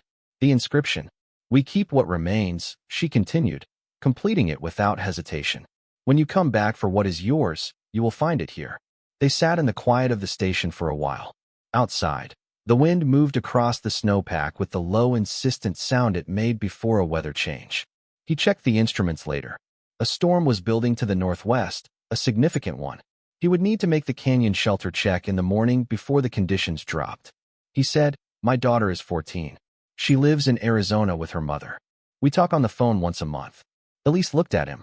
She doesn't know this place, he said. Doesn't know what I do out here. What I've learned. He stopped. I've never known how to explain it to her. What it means to know a place this well. Why it matters. Elise was quiet for a moment. Then she said, Bring her here. Not now, but in a season when the light is good and the trails are open. Show her what you found. Let her see what it means for a place to hold something for someone across a very long time. He thought about Mara. About what it would mean to show her the slot canyon, the gap in the ice, the passage with its inscriptions. The chamber. What has been placed within is kept for those who return. Tell her, Elise said, that paying attention to the right thing at the right moment is not luck. It is a skill. It is a practice. It is the most important kind of intelligence a person can develop. She said it as if she were stating something she knew from experience to be true, which she was. He understood that about her. He made a note in his notebook. Not a professional note. A personal one. Call Mara on Sunday. Not the second Sunday. This Sunday. Outside, the storm was building. The backcountry was going quiet in the way it went quiet before serious weather. All the animal movement stilled, the wind dropping for a few hours before it returned with purpose. He had seen this transition hundreds of times, and it never lost its weight. The sense of the mountain drawing a breath. He checked the radio. He stoked the stove. He looked at the photographs on the wall beside his bunk, the ones he had pinned there over 11 years of postings, the images that mattered. The elk at the North Valley Salt Lick, the collapsed survey camp, the 2 cairns on the eastern slope. He added one more photograph that week. The door in the rock face, its wax seal intact, the portable lighting turning the amber of the wax to something warm and alive. He had taken the photograph the morning after the team opened the door, before going in himself, documenting the thing in its sealed state one final time. He looked at it for a while before turning the light off. Outside, the storm arrived. The storm lasted 4 days and dropped nearly 3 feet of new snow across the northern sector, which was not unusual for December in the Kaskowa backcountry, but which changed the character of the work in ways both practical and less tangible. The canyon site became inaccessible for 2 days while Caleb broke trail, and the team waited in the shelters with their documentation work and their notes, and the particular specific restlessness of field researchers interrupted at a critical moment. By the 3rd day the route was passable and work resumed. What the storm changed, more than the logistics, was the sense of time. He had noticed this before in his years in the backcountry, the way serious weather altered how you experienced duration. A storm that shut down movement for 4 days did not feel like lost time. It felt like the territory reminding you of its scale and your position within it. He had learned to receive this reminder without resistance, to use the stillness that storms imposed to think in the longer rhythms that the daily work of the posting did not always allow. He spent the storm days on his bunk or at his table, reading and writing. He read through the section of his log that covered the past 6 weeks, from the first pass of the Slot Canyon to the present. He read it as he read the older logs in the archive, looking for the information underneath the information, the pattern of observation that accumulated into something you could not see from any single entry. What he saw surprised him a little. He had been changing. The log recorded it in the gaps between stated facts, the questions he had started asking after meeting the team that he had not thought to ask before. The way his daily observations had begun to include a different level of attention to the Slot Canyon specifically, as if the canyon itself had become a subject of study rather than a waypoint on a route. The day he had written, without planning to, the note about the cairns on the eastern slope and what it meant to mark what deserved to be marked. He had not remembered writing that, and reading it now he found it more specific in its meaning than it had seemed at the time. He called Mara on the 4th day of the storm, a Thursday, not a Sunday, not the second one of the month. She answered on the 3rd ring with a caution in her voice that told him the unexpected nature of the call had registered before she heard his voice. "Dad." "Hey," he said. "Is everything okay?" "Yes." He paused. "I just wanted to call." There was a brief silence. Then she said, "Okay," and the caution shifted into something more tentative, like a person who has been told a door is unlocked and is not quite sure whether to open it. He told her about the door. Not in the way he would have told Price, not in the way he had described it in his log with its professional precision, but in the way he had not told it to anyone yet, from the inside. The afternoon light going flat. The thing that registered as wrong before he understood what he was seeing. Standing behind the ice column in the cold with his headlamp on the worked stone of the door frame and the amber wax in the seams, and the particular quality of stillness that the space behind the ice had, as if the air itself had been waiting. She listened without interrupting. He could hear her breathing change as he went further in, the slight quickening that meant she was following closely. He told her about the chamber and about Elise Red Cloud and about what the inscriptions said. "When you come back for what is yours, you will find it here." He told her about the drum and about the governmental records and what they meant, about the keeper lineage and the 17-year-old girl who had packed the wax into the door and then walked away from the range into a century of displacement. When he stopped, there was a pause. Mara said, "She memorized the words when she was 11. "Yes." "How old is she now?" 51. "So she memorized them 40 years ago, and she didn't know for 40 years whether she would ever use them." "That's right." Another pause. He waited. "That's the most incredible thing I've ever heard," Mara said. He felt something loosen in his chest that he had not known was tight. He said, "I think so too." They talked for 40 minutes, which was nearly twice as long as any of their previous calls. She asked questions that surprised him with their precision, whether the drum was intact or had suffered from the cold, what the governmental records were written on, and in what system, whether Elise Red Cloud had any family who had also held portions of the keeper knowledge, or whether she had been the single point of continuity. He answered what he could and told her honestly when he didn't know. She was not satisfied with the things he didn't know, which he recognized as a quality that would serve her. At the end of the call she said, "Dad, can I come see it?" "Not now. I know the weather is impossible. But in the summer, can I come?" He thought about what Elise had said. "Bring her here. Show her what you found. Let her see what it means for a place to hold something for someone across a very long time." "Yes," he said. "Come in July. I'll show you the whole route." After the call, he sat at his table for a while, without doing anything in particular. Outside, the storm was beginning to thin, the light shifting from the solid flat white of total overcast toward the fractured silver that preceded clearing. He watched it through the window. He thought about 40 years of knowing words without knowing whether they would ever be needed. He thought about 11 years of learning a territory without knowing what the territory was holding. He thought about the particular relationship between patience and faith, whether they were different things or the same thing with different emphases. He did not reach a conclusion, but the thinking felt worthwhile. The storm cleared on the 5th morning and the backcountry emerged into the particular brightness of deep winter after fresh snow, a light so reflective and total that you needed eye protection within minutes of being outside. He was on the trail by 7 with his skis waxed for the new conditions and his pack balanced for the work ahead. The storm had changed the snowpack in ways that required attention, new loading on certain slopes, shifted drift patterns that altered familiar landmarks. He moved carefully and took notes. At the canyon, the team was already working. The storm had, in one of those unearned coincidences that field work periodically produced, done something useful. The additional snow weight on the ice column had fractured a second section of it, widening the gap and improving access to the recess significantly. Holt had assessed the new fracture pattern and found it stable. The team had moved additional lighting in, and the recess was now well enough lit that working in it was no longer an act of careful navigation through semi-darkness. Devlin was completing his materials analysis of the offering pieces from the deepest shelf, working with Elise present at every step. He had developed a deep respect for her knowledge over the weeks of work that was visible in the way he addressed questions to her before he addressed them to his instruments, using her contextual understanding to guide what his analysis should be looking for. She had, in turn, developed a specific appreciation for what his instruments could tell her that she could not determine through traditional methods of assessment. The offering pieces were, as Devlin's analysis confirmed, gold and silver, worked by hands with sophisticated knowledge of both materials. The gold pieces showed techniques consistent with certain pre-contact metallurgical traditions of the Northern Mountain Corridor, traditions that the official historical record had not described, in part because the official historical record had not believed them to exist.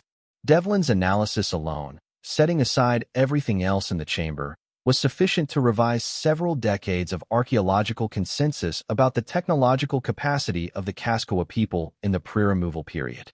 He told Caleb this one afternoon with the unguarded directness of a scientist who has finished sorting through the implications of a finding and arrived at the place where the finding simply is what it is.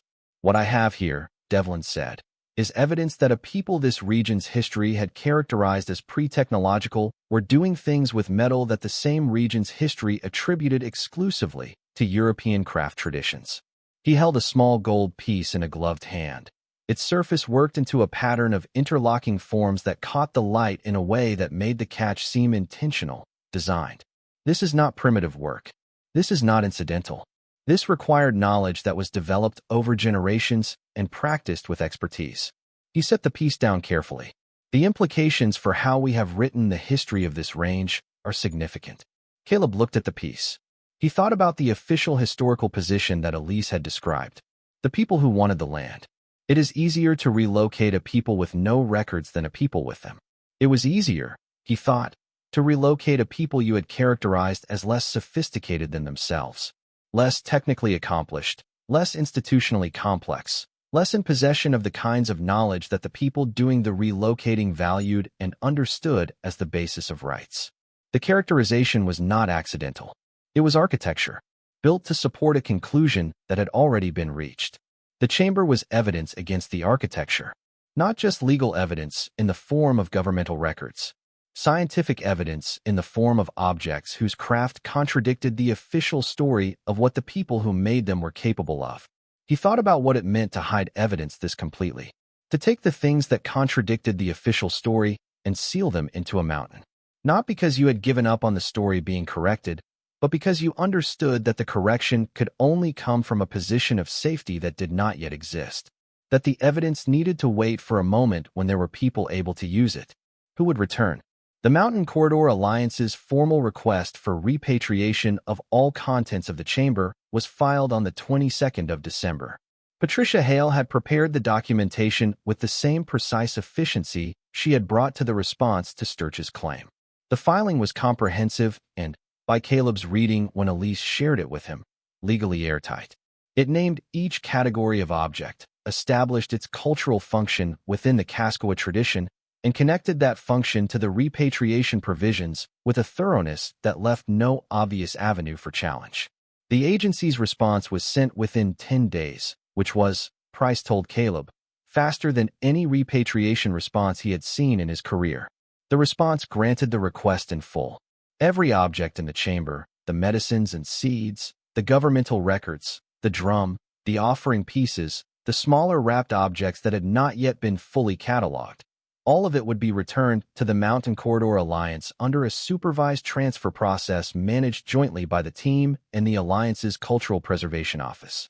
There was one additional provision in the agency's response that Caleb had not expected. He read it twice. Then he called Elise in the station where she had been working through the afternoon. The agency wants to designate the chamber site itself, he said, not just the corridor. The chamber specifically, as a protected cultural site under the relevant statutes, with formal recognition of its significance to the Kaskowa tradition. He heard her exhale. That has implications for the land rights question, she said. Yes. Caleb looked at the language in the response again. The designation would establish the site's cultural significance in federal terms. That's a different kind of record than the objects themselves. It's a record of what the place meant, what it was used for. A record that predates the removal, she said. A record that predates the removal and that is now part of the official federal registry. She was quiet for a long moment. He let the silence stand because it deserved to stand. Then she said, I need to call the council. She paused. Caleb. Yes. Thank you. She said it without the particular phrasing of social gratitude.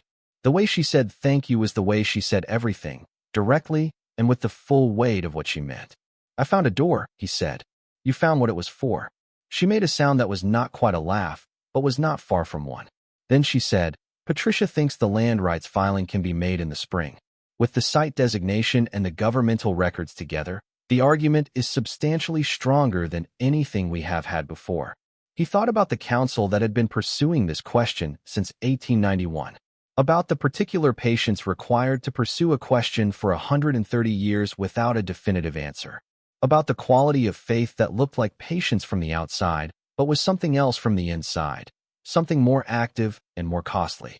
He thought about the spring and about Mara coming in July and about the route he would show her, the full northern circuit, ending at the slot canyon on the second day when the light was good. He thought about what it would mean to show her the gap in the ice column, now permanent since the second fracture, and the recess behind it, and the open door into the passage with its inscriptions. He thought about standing in that passage the first time and looking at the markings on the walls without understanding them, the weight of information he did not have access to. And then Elise standing in the same passage with her eyes closed, speaking in a language he did not know, fulfilling a memorized obligation 40 years in the keeping. There was a moment in that juxtaposition that said something important about the relationship between places and people. A place could hold information that only certain people could read. That was not mysticism. It was specificity. The inscriptions were specific. The objects were specific. The keeper knowledge was specific. None of it was accessible to anyone who brought only general intelligence and good intentions. You had to know what you were looking at. You had to have been prepared. He had not been prepared to read the inscriptions, but he had been prepared by 11 years of learning this territory to notice the ice had moved. That was his part. It was a real part and a necessary one, and it was also, clearly, the smaller part. He could live with that. In fact, he thought it might be the most clarifying thing that had happened to him in 11 years of a life that he had arranged specifically to avoid the complication of other people's significance. In January, the process of transferring the contents of the chamber to the Alliance's custody began. The logistics were considerable.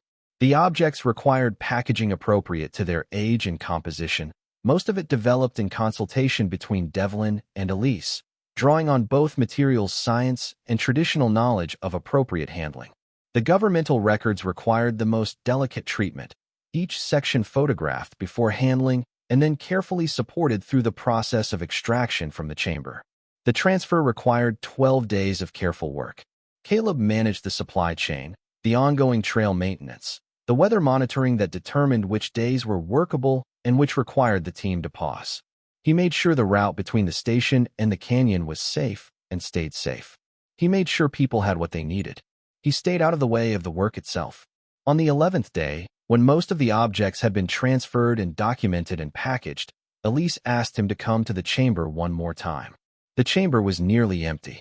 The shelves that had held 50 objects in their wrappings now held only the marks those wrappings had left in the accumulated dust of centuries, oval and rectangular impressions, the negative space of what had been there so long and was now gone to where it was supposed to be. The clay containers were gone. The offering pieces were gone. The drum had gone first. transported with the kind of care that involved more people than seemed necessary, but that Elise had insisted on, and that Caleb had understood was not excess but appropriate weight. What remained was the room itself. He stood in the entrance and looked at the empty shelves and the carved walls and the dark timber soaring above and the flat, deliberate floor. Elise stood beside him. "My grandmother described this room," she said. "Not the exact dimensions or the contents, but the nature of it. She told me it smelled like held breath. She said that when they sealed the door, it was like telling someone to wait, that you would come back, and not knowing how long the wait would be." He looked at the empty shelves. She knew it might be her grandchildren who came back, or her grandchildren's grandchildren. She knew it might be no one. She sealed the door anyway. Caleb thought about sealing a door against that kind of uncertainty. The faith that what you were keeping would still matter to whoever eventually found it. That time would not make the argument stale. That the records would still be readable, the medicine knowledge still applicable, the drums still capable of being played. She was right, he said. About all of it. Elise was quiet for a moment. Then she said, "People who understand a place well enough to hide things in it correctly understand time differently than people who don't." She looked at the walls. They were not sealing this away because they were defeated. They were choosing where to invest their hope. He held that. Choosing where to invest their hope. He had spent 11 years investing his own hope in this territory, though he would not have used those words for it at the time. He had come here in the particular hollowness of a life that had lost its shape, and he had let the work of knowing a difficult place fill that hollowness with something more durable. He had not understood until now that the investment was not only going one direction. The territory had been holding something for someone. By learning it thoroughly enough to notice the ice had moved, he had made himself the person capable of returning what was held. He did not say any of this to Elise. It was not the kind of thing that needed to be said. She had her own understanding of what the past weeks had been, and her understanding was deeper and more earned than his, and both things could be true at once. They stood in the empty chamber for a few minutes without speaking. Then they went out through the passage and through the door and through the gap in the ice column into the winter air of the slot canyon. The light was good. Mid-January in the northern backcountry produced a low, precise light in the middle hours of the day that he had always thought was the most beautiful thing the territory offered. The way it came in at an angle that made shadows sharp and the snow surface complex, revealing the texture of the landscape at every scale. He stood in the slot canyon with that light falling, and he breathed the cold air, and he felt the weight of the past weeks settling into him, not as a burden, but as ballast. On the last day of January, Dr. Adara and her team departed. They had more work ahead of them, the analysis and publication of what they had documented, which Adara told Caleb would occupy several years of her lab's attention and would generate, she believed with the careful understatement of a scientist who does not like to overclaim, a significant revision of the historical understanding of the Kaskowa Range and its people. Dr. Farrow left him a copy of her inscription translations, the full document, 23 pages of careful work that moved from the lintel inscription through the complete text of the passage walls. He read it over 3 evenings, slowly. The passage walls contained not just the preservation statement, but a history, a record of the moment of sealing that described who was present, what was placed in the chamber and why, and the conditions of return in more detail than the short translation had suggested. The conditions of return were specific about one thing he had not known. The keeper, the document said, must return with someone from outside the lineage. Someone who found the door without being shown it.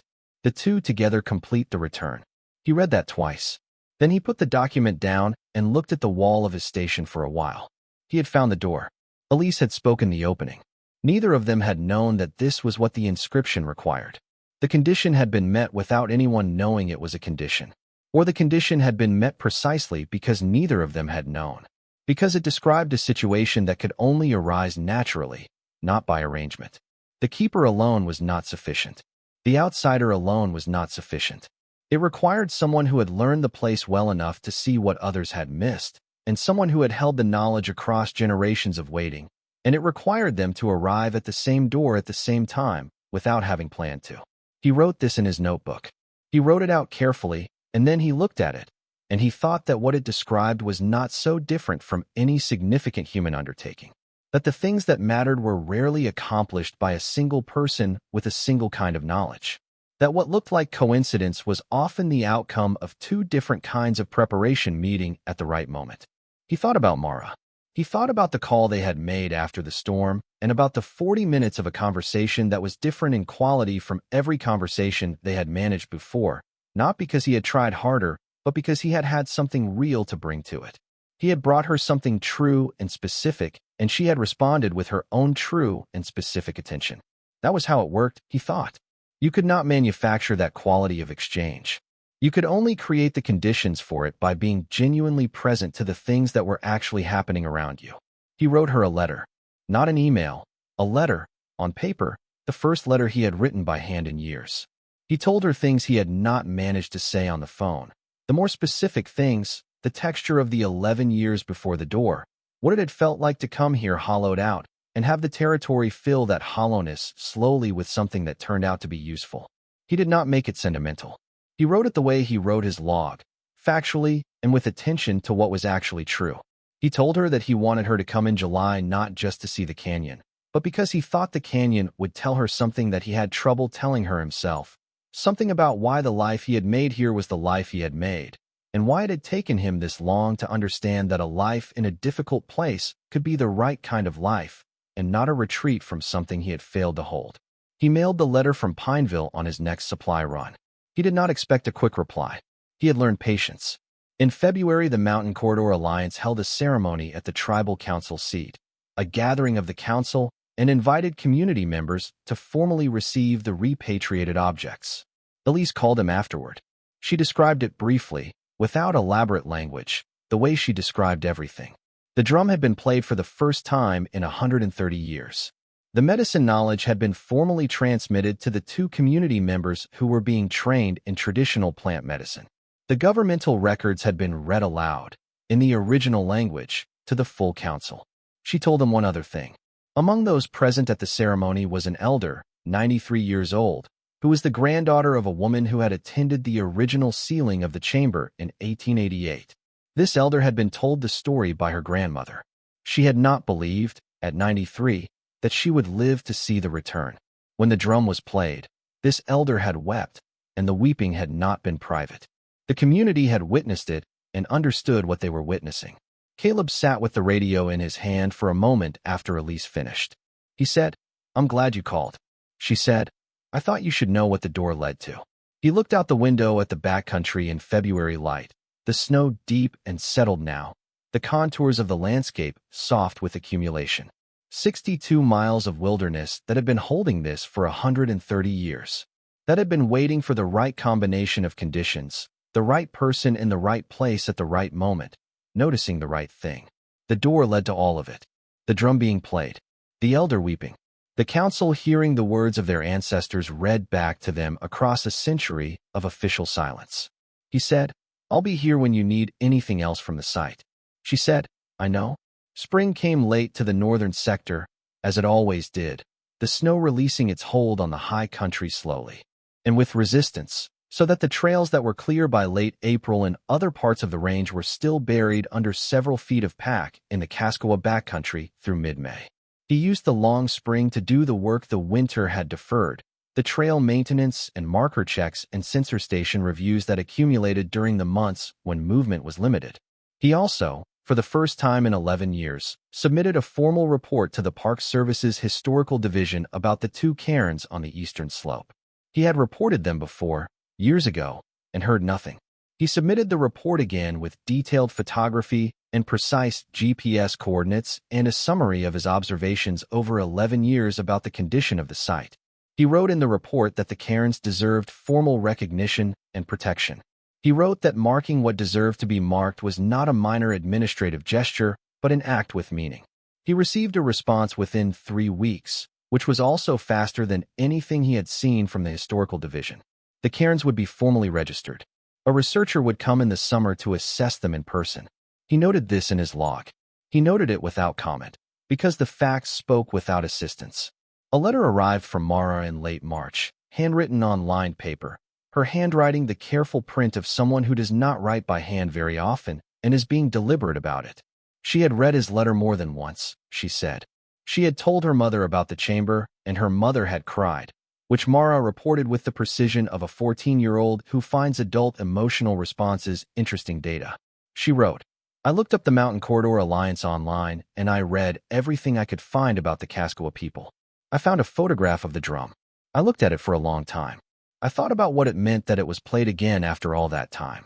That someone made something that was still capable of being what it was supposed to be after 130 years because someone kept it correctly.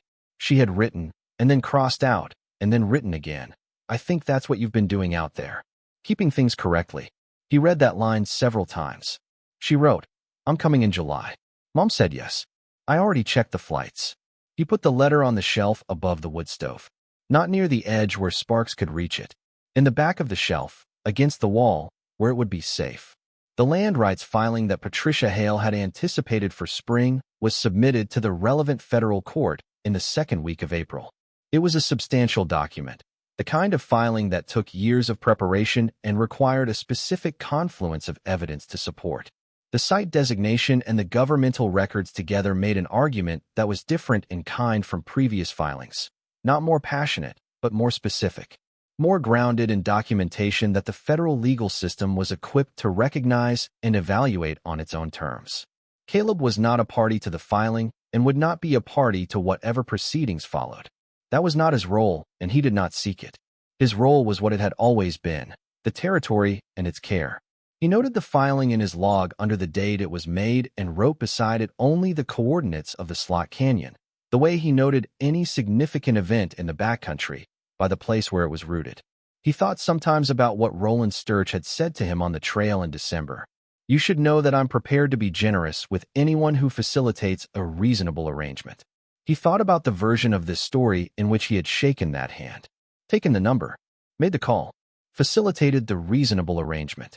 A version in which the objects left the chamber through a different door and ended up in a cabinet somewhere, separated from their context, reduced to the sum of their material composition.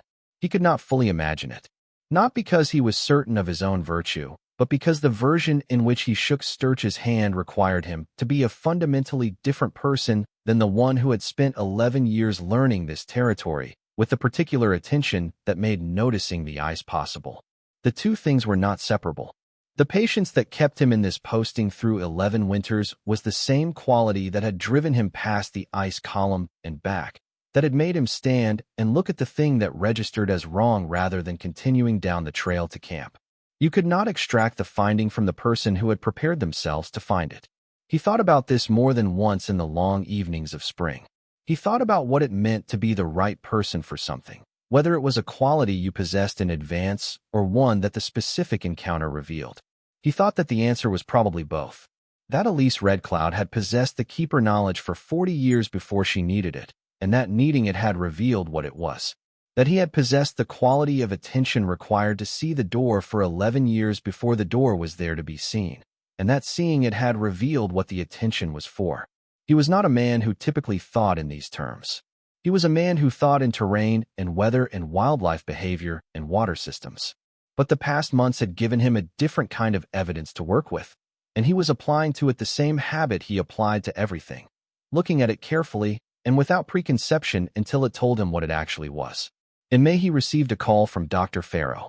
She was working on the first academic paper from the chamber documentation, the paper on the inscription system, and she had a question about the physical relationship between the passage wall markings and the door frame markings that only someone who had seen both in person could answer with the precision she needed. He answered her question, and then she said, I want to say something about the translation of the return conditions. He waited. The phrase I translated as someone from outside the lineage, she said. In the original, it's more specific than that. It's closer to someone who has learned the mountain's knowledge. The word is not outsider in the sense of stranger. It is closer to student. Someone who has been taught by the place. He held that. The mountain student, he said. That's the closest I can get in English. She paused. I thought you should know what it actually said. He thanked her. He sat at his table after the call and looked at nothing for a while. The mountain student. 11 years of a specific kind of education, conducted without a curriculum or a teacher visible to him, in a territory that had been preparing him for something he did not know was coming. And on the other side of the door, a keeper who had been holding words for 40 years without knowing when she would speak them. Both of them students of different things, meeting at a door that required both kinds of knowledge to open correctly. He went outside. The spring air was still cold at this elevation, but softer than it had been, carrying the first suggestion of melt, of things releasing from the grip of ice. He stood on the station porch and looked at the northern sector, the direction of the Slot Canyon, the direction of the high country that he knew better than he knew any human face, including his own in a mirror. He thought about Mara coming in July, about the route he would show her, and specifically about the moment when the Slot Canyon would come into view on the second day, the way the terrain opened up as you came around the final ridge and the narrow cut of the canyon was suddenly there, ordinary looking from the outside, just two ridges pressing together. He would not tell her what she was looking at before she saw it. He would let her see it first, and then tell her what was there. He thought she would ask good questions. He thought she would see things he had not thought to see, because she would come to it fresh, without 11 years of the same route. He thought that was part of the point, that the territory had more to show than any single person's attention could exhaust. He went back inside and made his evening log entry. The notation was brief, as most of his entries were: conditions, wildlife observation, trail status, weather reading. At the end of the entry, in the space where he sometimes added a general observation, he wrote one sentence that had been forming in him over the past weeks without his quite realizing it. A place that has been attended to carefully enough will eventually return the attention. He looked at it. It was true. It was the most completely true thing he had written in 11 years of keeping this log. He closed the book. In June, the land rights preliminary hearing was scheduled for the fall. Patricia Hale told Elise, and Elise told Caleb, that the scheduling itself was significant. The court had agreed to hear the argument on its merits rather than dismissing at the preliminary stage, which was not guaranteed and which told them something about the strength of the documentary evidence. In July, Mara arrived. She came by the same route all visitors came, by road to Pineville, and then by the Park Service truck he arranged to meet her, and then by the trail on foot, because the summer trails in the northern sector were passable on foot, and because he had told her they would walk it. She had packed well, which did not surprise him. She was her mother's daughter in the organizational sense, which was not a criticism. She was taller than he had expected, or he had been carrying the image of a younger child without updating it. She had Dana's eyes and something in the set of her jaw that he recognized without knowing from where, some family geometry that skipped generations and resurfaced unexpectedly. She looked at the wilderness when they got out of the truck with an expression he knew. The expression of someone receiving a large amount of information at once and sorting it without rushing. She said, "It's quieter than I thought it would be. It's the quietest place I know." She looked at him. Like quiet? He thought about it. "I've learned to," he said. They walked the first day's leg of the northern circuit in a companionable silence that surprised him pleasantly. She did not need to fill the quiet with talk, which was either temperament or the effect of being her mother's daughter, or the simple fact of being in a place large enough to make talk feel insufficient. She asked questions when she had them, specific and unhurried, and she looked at what he pointed out with genuine attention, not the performed attention of a child trying to satisfy a parent, but the real kind. On the second day, they reached the Slot Canyon in the early afternoon with the light at the angle he had hoped for. He stopped before the turn that brought the canyon into full view. "Something significant is around this corner," he said. "Look at it before I tell you what it is." She looked at him for a moment. Then she went around the corner. He heard her stop. He waited. She came back around the corner, and her face was doing something complicated, the expression of a person who has encountered something their existing categories are not quite adequate to. She said, "There's a gap in the ice." "Yes." "And something behind it." "Yes." She looked at him steadily. "You found it in November." "Yes." "In 11 years of coming past this same spot, on the same route, you noticed the ice had moved." "Yes." She was quiet for a moment. Then she said, with the precision she had shown on the phone and in her letter, "You were ready to notice." He looked at her. His daughter, who was 14 and had her mother's eyes and something in her jaw that he recognized, standing in the January cold of the Kaskowa backcountry in July, which was warm enough to be pleasant now, but still carried in the rock and in the air the memory of the winter that had cracked the ice column and revealed what was behind it. "Yes," he said. "I was ready." She nodded, as if this confirmed something she had already concluded. They went through the gap together, him leading, and she stood in the recess in front of the open door, and looked at the passage beyond it with the carvings on the walls, and she did not speak for a long time. He stood beside her and let her look. Then she said, "Read me the inscription, the one above the door." He had it memorized. He said, "What has been placed within is kept for those who return." She looked at the lintel. Then she looked at him.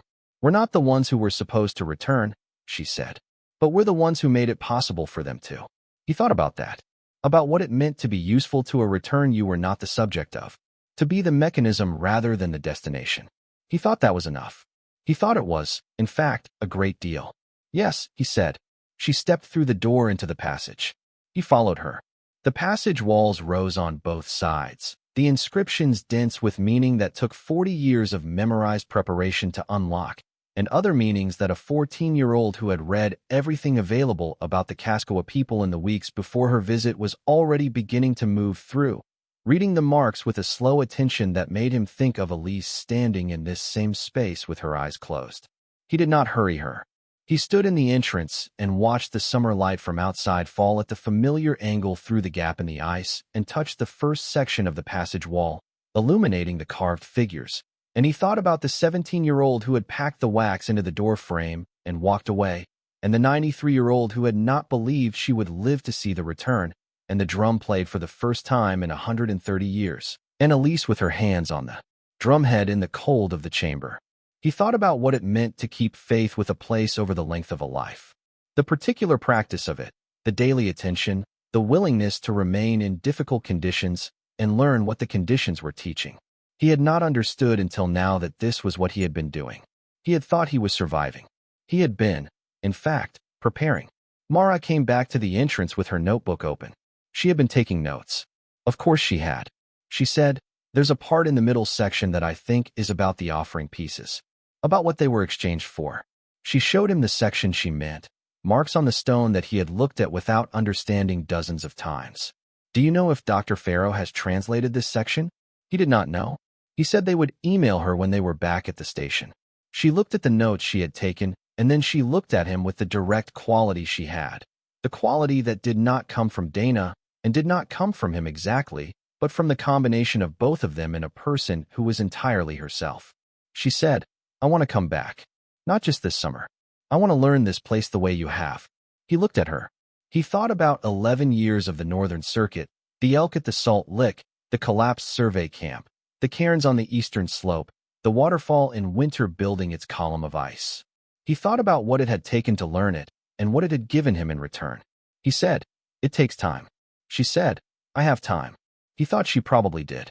He thought that the territory had more to show than any single person's attention could exhaust, and that the years he had left in this posting were enough to begin teaching her what he knew, and that what she brought to it, the precise questions and the willingness to read things he could not read, and the 14-year-old eyes that saw the slot canyon for the first time without the overlay of 11 years of the same route, would show him things he had stopped being able to see. He thought that was how it worked, that places needed different kinds of attention across time, that a territory was not a static object to be fully known and then filed, but a living system that kept producing new information for the people prepared to receive it. He thought about the chamber, empty now of the objects it had held, its shelves showing the impressions of what had been there, not diminished by the removal, completed by it, a space that had served its purpose and was now something else, evidence.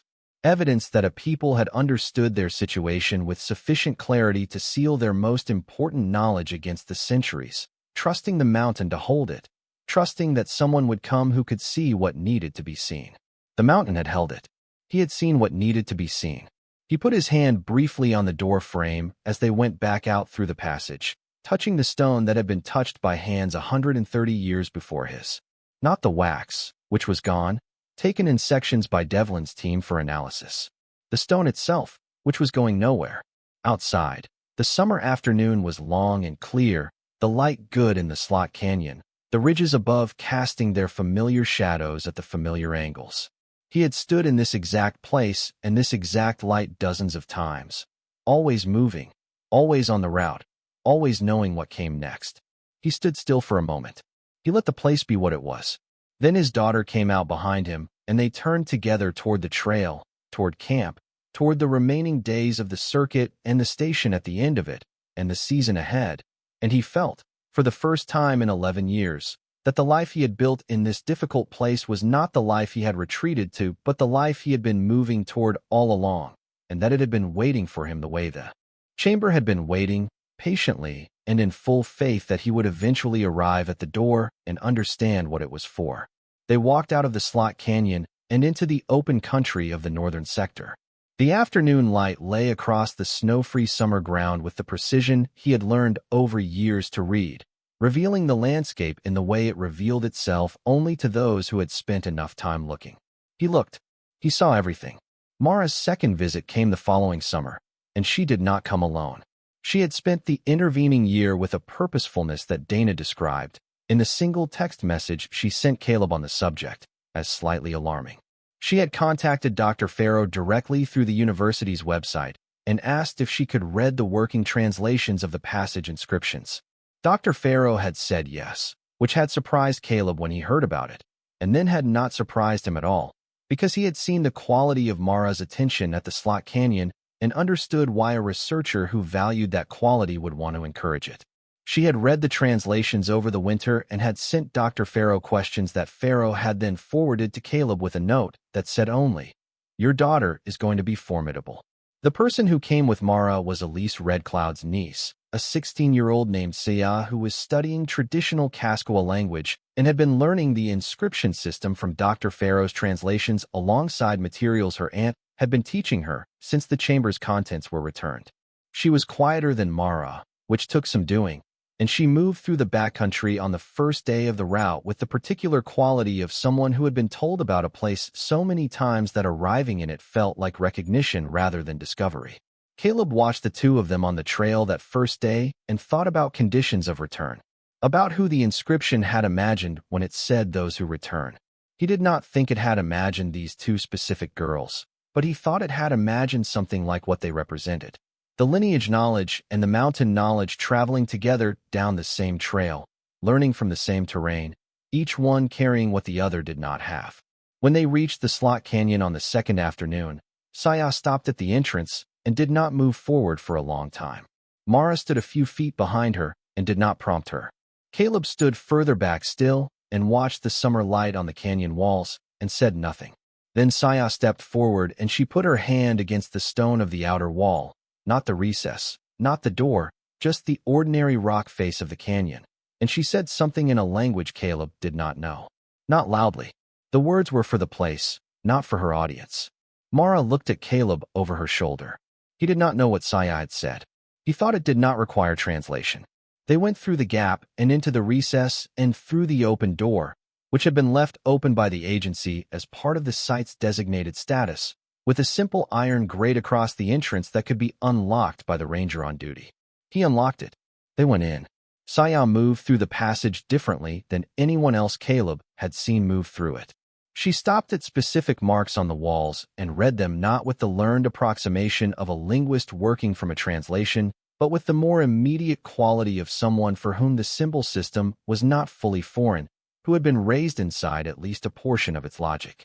She spoke to Mara in English as she moved, explaining what she was reading, and Mara took notes with the same focused speed she had used the previous summer. In the chamber, which was still empty, still showing the shelf impressions of what had been held there, Saya stood in the center of the space for several minutes without speaking. Her face was not performing anything. She was simply present in the room, receiving it. Then she said to Caleb, "My aunt said you were the one who noticed." Yes. She looked at him with the direct assessment that seemed to run in Elise's family. She said, "There is a word in our language for a person who attends to a place until the place trusts them with its information. It is not a common word. Not many people earn it." He waited. "My aunt uses it for you," Saya said. "I thought you should know." He did not ask what the word was. He thought that knowing it was less important than understanding what it meant, and he understood what it meant. He nodded, the way he had nodded at Elise when she thanked him for not touching anything, the nod that was sufficient. They camped that night at the site shelter, which the agency had upgraded over the winter to a more permanent structure in recognition of the ongoing research activity at the canyon. It had a proper stove now and enough space for 4 people comfortably, though the 4th cot had not been anticipated when Caleb arranged the visit, and he gave it to Saya and slept in his bag on the floor, which was no hardship. After dinner, Mara spread her notes across the cot she was using and began cross-referencing them with sections of Dr. Farrow's translations that she had printed and brought with her. She and Saya worked together in a collaborative silence that required minimal spoken coordination, each of them moving through the material with their different but complementary knowledge, occasionally showing each other something, occasionally writing a note and sliding it across. Caleb watched them from across the shelter and thought about the keeper lineage and its specific mechanism of transmission. One person chosen by the previous keeper, the knowledge passed in direct line, held by a single point of continuity in each generation. It was a system that had worked for as long as it had worked, and then nearly failed during the removal period when the lineage was disrupted by displacement and the chosen keeper was separated from the one who had chosen her, and only the particular stubbornness of memory across that disruption had saved it. What he was watching now was something different. Not a single line, but a network beginning to form. Mara, with her scientific attention and her willingness to spend a winter reading translations and asking questions. Saya, with the language knowledge and the cultural context and the ability to read the walls in a way that Farrow's translations could only approximate. The two of them together moving through the material faster and with more precision than either could alone. He thought about the inscriptions requirement. Someone from outside the lineage. Someone who has learned the mountain's knowledge. He thought about what it meant that the condition had been built into the return rather than left implicit. That whoever sealed the chamber had understood that the knowledge needed to be shared across a boundary, not kept within a single tradition, to survive and be useful. He fell asleep to the sound of Mara and Saya working. In the morning they went back to the passage. Saya had identified, from her work the night before, a section of the inscription that had not been translated with confidence by Dr. Farrow, a cluster of marks near the chamber entrance that Farrow's notes described as unclear, possibly damaged, possibly a variant form of symbols used elsewhere in the system. Saya looked at them for a long time, and then she said she needed to call her aunt. The satellite phone had adequate signal from inside the recess. She spoke to Elise for 20 minutes while Mara stood nearby, and Caleb waited at the passage entrance. He could hear Saya's voice, but not the words. He watched the gap in the ice column, which had widened further over the winter with the second fracture, so that the recess was now more visible from the canyon floor than it had been when he first found it. A person who knew to look would see the door from outside now. A person who did not know to look would still see only a shadow in the rock. Saya came back with her expression changed. She said, "My aunt says these marks are a record of the people who were present at the sealing. A witness list." She pointed to a cluster of symbols near the floor. "This one is the keeper lineage mark. This one is a clan designation she recognizes. And this one," she paused. She traced a mark near the edge of the cluster. She was not certain of this one until I described the exact form to her. "It is the mark of a specific family that had formal status as territorial witnesses. People whose presence at an agreement or recording gave it legal standing in our tradition." Caleb looked at the mark. It was small and precise, cut into the stone with the same careful chisel work as everything else in the passage, no more or less prominent than the marks around it. "Their presence here," Saya said, "means this record was created with the same legal weight as a formal agreement. It was not informal. It was not symbolic. It was a legal document by the standards of our governance tradition." Mara was writing quickly. She looked up. "That connects to the governmental records from the chamber," she said. "If the same witness tradition applies." Saya looked at her. "Yes, exactly that." The two of them stood in the passage working through the implication together, and Caleb listened, and what he heard was an argument being built in real time, a legal and historical argument that had been sealed into a mountain 130 years ago and was being recovered now by the specific combination of people the chamber had required for its recovery. He thought about Patricia Hale and the land rights filing currently working its way through the federal court system. He thought about what a reinforced understanding of the witness tradition would add to the argument she was making. He took out his notebook and wrote down what he was hearing as precisely as he could, because the habit of documentation was his deepest professional reflex, and because he understood that this moment in the passage, these two young women reading the walls with their different and complementary knowledge, was itself something that deserved to be marked. He called Elise that evening from the station after Mara and Saya had gone to sleep in the shelter. He described what Saya had found and what she and Mara had built from it. Elise listened without interrupting, which was her way, and when he finished she was quiet for a moment. Then she said, "I should have gone myself. I should have looked at that cluster more carefully. You were there in December. It was dark, and there was a great deal to process. Still," she paused, "but Saya found it." She said this with a quality he recognized. Pride, but the kind that did not need to announce itself. "She's going to be the next keeper," he said. It was not a question. Elise was quiet again. She said, "She already is. I made the formal transmission in April. She was ready before I was ready to admit it." She paused. "That is also traditional." He smiled, which she could not see. He asked about the land rights hearing, which was scheduled for November. "Patricia believes we are in the strongest position we have ever been in," Elise said. "The site designation, the governmental records, the authentication of the inscription system. Now this. The witness tradition documentation strengthens the standing of the records specifically." She paused. "I have spent 20 years in cultural preservation. I have filed many claims. I have won some and lost more." She was quiet for a moment. "This one feels different." He did not ask her to elaborate on what different meant. He understood what she meant, and she knew he understood. They talked for a while about the practical questions, the September date when Saya would need to return to school, the ongoing documentation work that Dr. Farrow was coordinating, the question of whether the empty chamber should eventually be open to a limited form of formal visitation by community members of the Mountain Corridor Alliance. Elise had been thinking about this for months, she said. She had not reached a conclusion, but she was inclined toward yes. The chamber had been a keeping place. It did not need to remain sealed now that what it held had been returned. It could become something else, a place of record, a site of connection to the history it represented. Caleb said, "The passage walls will still be there. The inscriptions." "Yes." She paused. "A room can serve more than one purpose over its life.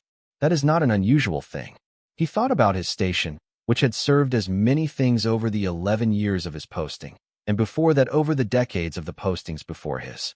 A functional structure that accumulated meaning with each occupant, each season, each significant event that had its log entry made at its table. He thought about the chamber in the same terms.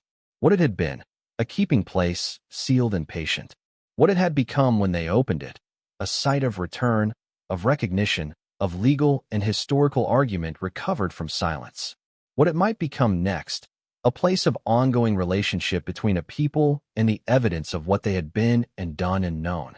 He thought that the mountain had understood this from the beginning, that it had held the room in the way it held everything, without judgment about what the room was for, simply providing the conditions for whatever it was meant to be.